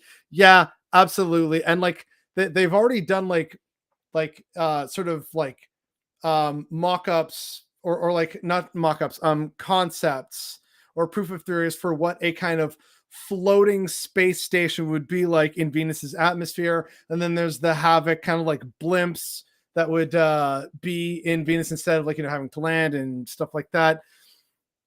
Lots of good stuff, at least in my opinion. So the main problem with Venus terraforming is like we can't reach the surface, which means you have to address the atmosphere. But if you can address the atmosphere, and even then by doing that, that kind of creates a cascading effect of dealing and solving a bunch of other problems, that then allows for a far more habitable and more easily terraformed and safer Venus than Mars. And it's also closer. You could supply it faster. It's in many ways actually more feasible in terms of current ongoing missions, to an extent, right? In terms of our proven technology so far, Mars is the way to go. But as like we get better to an extent with blimp technology and exploratory exploratory missions to Venus's atmosphere, that could obviously change in the near future. But for me personally, it kind of feels like if we're going to really throw our money and our weight behind terraforming any planet in the solar system to be the closest to another Earth, Venus is, quote, easier. It's still incredibly difficult, don't get me wrong, but Venus is definitely easier and safer than Mars in that capacity. So that's basically the rant done, and we're only just after 9 o'clock. All right, so I got like a bunch of stuff to catch up on. What is it? We could colonize the moon. It would be a lot closer and has a lot of mineable metals. Okay, so here's the thing I view about like colonizing and terraforming and stuff, right? So in terms of short-term human stays, I think there's plenty of places around our own solar system that would be kind of neat. As far as, live there permanently, like go there, grow up, raise families and shit there, extremely limited developmental opportunity there. Already, look at how much it takes and costs and the cooperation it takes for one fucking space station. Granted, it's the biggest and most efficient and like largest in terms of crew capacity that we've had. We needed a whole bunch of other smaller missions, including like Skylab and stuff, to get to this point. But already, just this one space station in low Earth orbit is a monumental task of coordination and financing to maintain. Stuff like, oh yeah, I'm a proud born European on the moon of Europa. Like, that's not really feasible or going to happen. What we may look forward to in the future are numerous kind of like research stations on those moons, even with like, low gravity and stuff. But, you'd be on there for rotation. Like, all right, it was a few months out here. We're here for a few months back. Yeah, hi, everyone. I was in space for a month. Most of it was getting to the Jovian moons, and now I'm back. And oh my God, everything hurts because like we weren't adapted for that. In terms of actually finding other places where we can colonize and actually like foster human civilization on other planets that one would hope are not occupied by indigenous people, but already our track record shows that we do not give a shit about that. There are some good candidates around like red dwarfs in our neighborhood. And also I think the star Sirius or Sirius B is a strong contender because I think we've seen like, okay, it's a stable star. It's got an Earth-sized planet around it. Now we got to use the James Webb Telescope to study its atmospheric composition.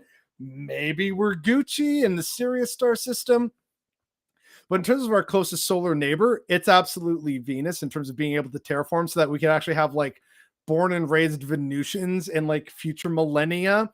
Others might be Tau Ceti, I heard is a good candidate, and others that are far away, like numerous Gliese systems, but they're like literally hundreds of light years away. Even our next closest neighbor, Proxima Centauri, has kind of been discounted just because of the sheer amounts of radiation blasts that are coming from the red dwarf star that make it very unlikely that some kind of stable life and habitation has formed on the rocky planet that they've discovered around there. So, we really are looking at only a handful of places in our stellar neighborhood. And right now, with the current technology that we have, Venus is really the only answer. Sure, we can make, more space stations and, moon bases. I would absolutely love to see like what amounts to a research base or multiple research bases on Mars. But like, people need to realize that what future, living on Mars, Enceladus, Europa, anywhere further out, beyond Earth, what that looks like is more like what Antarctica and its like existence looks like now.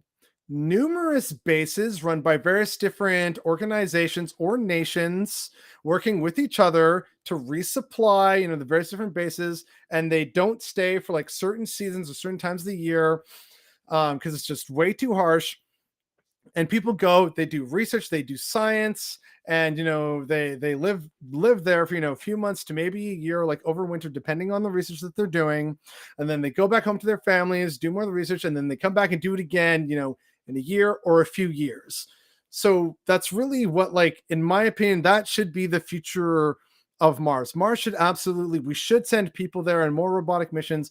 We should study, we should learn as much as we can about the past and present of Mars. We should learn more about, potential subterranean or subsurface oceans on Enceladus, Mars. We absolutely should have like a sprinkling of research bases and stations all over our solar system. I would love to see that. But in terms of like, oh yes, we find being able to look out the window at Jupiter every morning. That is so lovely. It's why I decided to raise my son here on this moon or this space station. Like, we are not there yet, and that's really untenable for a lot of people in terms of, and especially from a capitalist standpoint of where you can make the money. The most you're going to get is like a shitty mining gulag on some asteroids and like certain moons.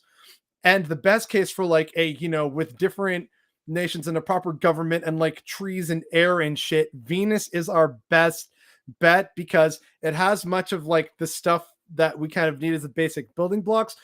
We just really need to solve the atmosphere question. Whereas with Mars, you need to solve the magnetosphere, you need to solve the atmosphere, and you need to potentially deal with like, effects, long-term effects of its lower gravity and the cosmic radiation. Venus, you don't really have to do as much of that. So it's only just the atmosphere. That's one issue instead of like 4 really big major issues. So yeah, that's why, like, I'm not saying we shouldn't, send missions to Mars and stuff, but the idea of colonizing Mars just seems absolutely ludicrous to me. If we want to settle Venus, we'd have to terraform it some. The atmosphere produces battery acid rain. Yeah, exactly. Like I said, there are problems with Venus, but really the main problem with Venus that needs to be addressed as far as terraforming and like making it properly habitable for humans is the atmosphere. You don't really have to deal too much with like the magnetosphere, gravity, anything like that. Again, its slow rotation is another issue. Some people have said that's theoretically possible to fix, but again, like I kind of glossed over it. But earlier, when some other scientists were running the numbers because they were afraid of like it'd just be very extreme, so people have to live near the poles, they kind of realized, well, hey, wait a second. Actually, if you manage to sort of solve the battery acid rain issue on Venus and like vent more of the atmosphere and like cool the planet down, bring its albedo down to a human acceptable level. What this would also do is on like the darker side of the planet where it's much colder for longer, creates like giant planetary winds. So there would be actually a lot of high winds on Venus, which some people were like, makes us nervous. But according to people, that would be more high altitude as opposed to closer to the surface, which maybe not. Again, all hypothetical. But that there would be much higher winds that would circulate it, which would also help regulate the planet's temperature, kind of negating the whole problem with the slow orbital, like the slow planetary rotation, because it's cooler on the back and hotter on the front. It's going to kind of do that whole, oh yeah, cold to hot and like low to high pressure systems, and it's going to create a kind of planetary cycle, as it were, that would actually help regulate the planet's temperature. And I was like, that's convenient, and I kind of trust the scientists to know more about this shit than me. So, like for me, it's like, not saying that Venus isn't still a massive monumental challenge, and even then the fix that scientists say could be done with Venus's atmosphere requires a massive effort and a ton of like other metals and minerals that would have to be mined from our solar system, and perhaps even like other systems as well. So like, again, not saying it's easy, but in terms of like, if I had to actually work towards, hey, are we going to terraform and colonize Mars or Venus? I'm absolutely going with Venus. It makes way more sense in a lot more ways. It's just the whole, oh, you can't actually set foot on the ground and put a flag in it just yet, is the stumbling block for a lot of people, unfortunately. Yes, Venus is the way. Thank you, HGT09. If we plan on calling this source, a lot of what I've seen is ideas like Bespin, but more realistic. So Zeppelin colonies, kind of like there's a concept you can see. It's on Wikipedia. It uses a toroidal balloon or whatever. So it's basically like a giant donut filled with air. That's another thing, is that you wouldn't need stuff like helium and stuff to float high in Venus's atmosphere, because the atmosphere is so thick and dense. You could just use like, I think it said like oxygen or possibly even hydrogen or nitrogen or something to just like, oh yeah, we don't even need like, a bunch of super crazy gases. You just need like air, and it just like floats on top of everything. So, hey, reduced fuel costs too. I'm cool with that. Powered by some solar panels. The sun is way more intense there on Venus as well. So it's like, oh, hey, solar power just all the fucking time, right? Like, I'm like, there's so many more reasons why Venus is better. 6.5G is actually habitable, not necessarily comfortable, but habitable. Okay, but I guess we'd still have to kind of see. Cloud City's on Venus. Elon Musk is a clown, and Mars is a dead end. Yep. Venus's day is so long for the same reason it rotates the opposite direction of every other planet, by the way. There was a big collision way back that flipped and slowed its rotation. Yeah, I mean, it would, like the solar system a couple billion years ago was not a fun place to be. The day length is also a really big problem. The limit of human habitability is about 47 hours. In terms of what? Like, what do you mean by that? In terms of like daylight? Because like we can have like blinds and shutters and stuff like that. Or if you mean like actually, yeah, I'm not even sure. I think that's really just like the first one. Raid. Wait, no, I missed a raid. I was too focused. What? Okay. Hildebeest, I guess. Raid. Thank you for the raid. Welcome, Hildebeest, Dirty the Destroyer, Radical Maniac. How do you bother boy and friends? It's the Bothered Brigade. The Bothered Brigade has had its first raid. Actually, that means one day I'll have to do a Bothered Brigade raid. That has a nice ring to it. Okay. Duly noted. Welcome, Raiders. I've been ranting about why Venus would be way better to terraform instead of Mars, and that's why Elon Musk is a fucking idiot. So, hi and welcome. Jam Tomb, Base, it's a bothered boy. How you doing? Jam Tomb, hey, I know I haven't seen you or tuned into one of your streams for a while, not since we did like that epic, I think it was the Residential School Survivor fundraising stream with the Goat and the Goblin a while back. I've been meaning to check out your stream. How have you been doing? Waxing philosophical. Yes, just raiding. Yes, I know we're being raided. All my ale has been stolen. All my apes gone. Hello, Deirdre the Destroyer. Salute to ROS Armories. Welcome back. So sorry I had to deal with no power. Yeah, so we're catching up. It's already been a 3-hour stream, but we are just on our way towards wrapping up just now. But and I know it's been like a few weeks without content, but hey, maybe take a look at my channel and see if there's stuff you like there. And if you do like it, feel free to like and subscribe. If not, totally fine and understandable. I know I'm not everyone's cup of tea. But yeah, welcome readers. This is actually really great. This is my first fan. I'm so excited.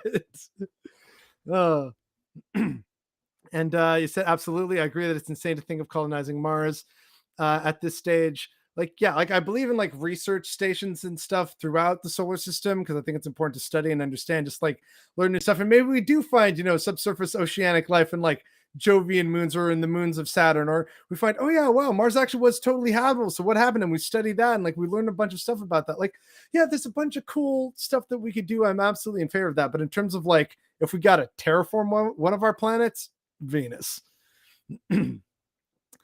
Chat, by the way, is also streaming on YouTube. Yes, because I'm using Restream. So like it's dual streaming on YouTube and Twitch. So I can see both here. It's fine. If you want to stay on Twitch, that's great. Probably also helps my Twitch numbers, actually. So if you're there on Twitch, stay on Twitch. If you're here on YouTube, stay on YouTube. It's all good. So yeah, thank you so much for the heads up. Yeah, Hildebeest is great for giving good heads up. Lots of people here. Hooray, first raid. But yeah, I know Raiders just got here, but yeah, it's been exactly 3 hours, 14 minutes, and 34 seconds, and I have not had dinner yet, and it's nearly 9:30.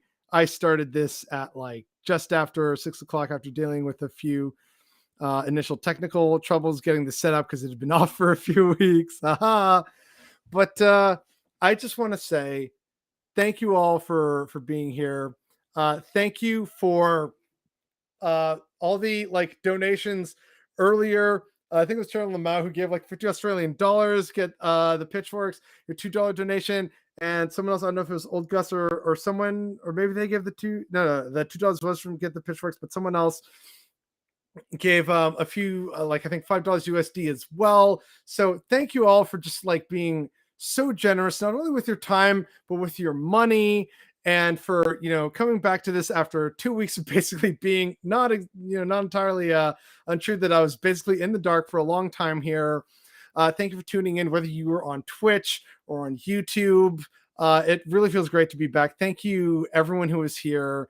And for those who are new here, take a look at some of my videos. I hope you enjoy them.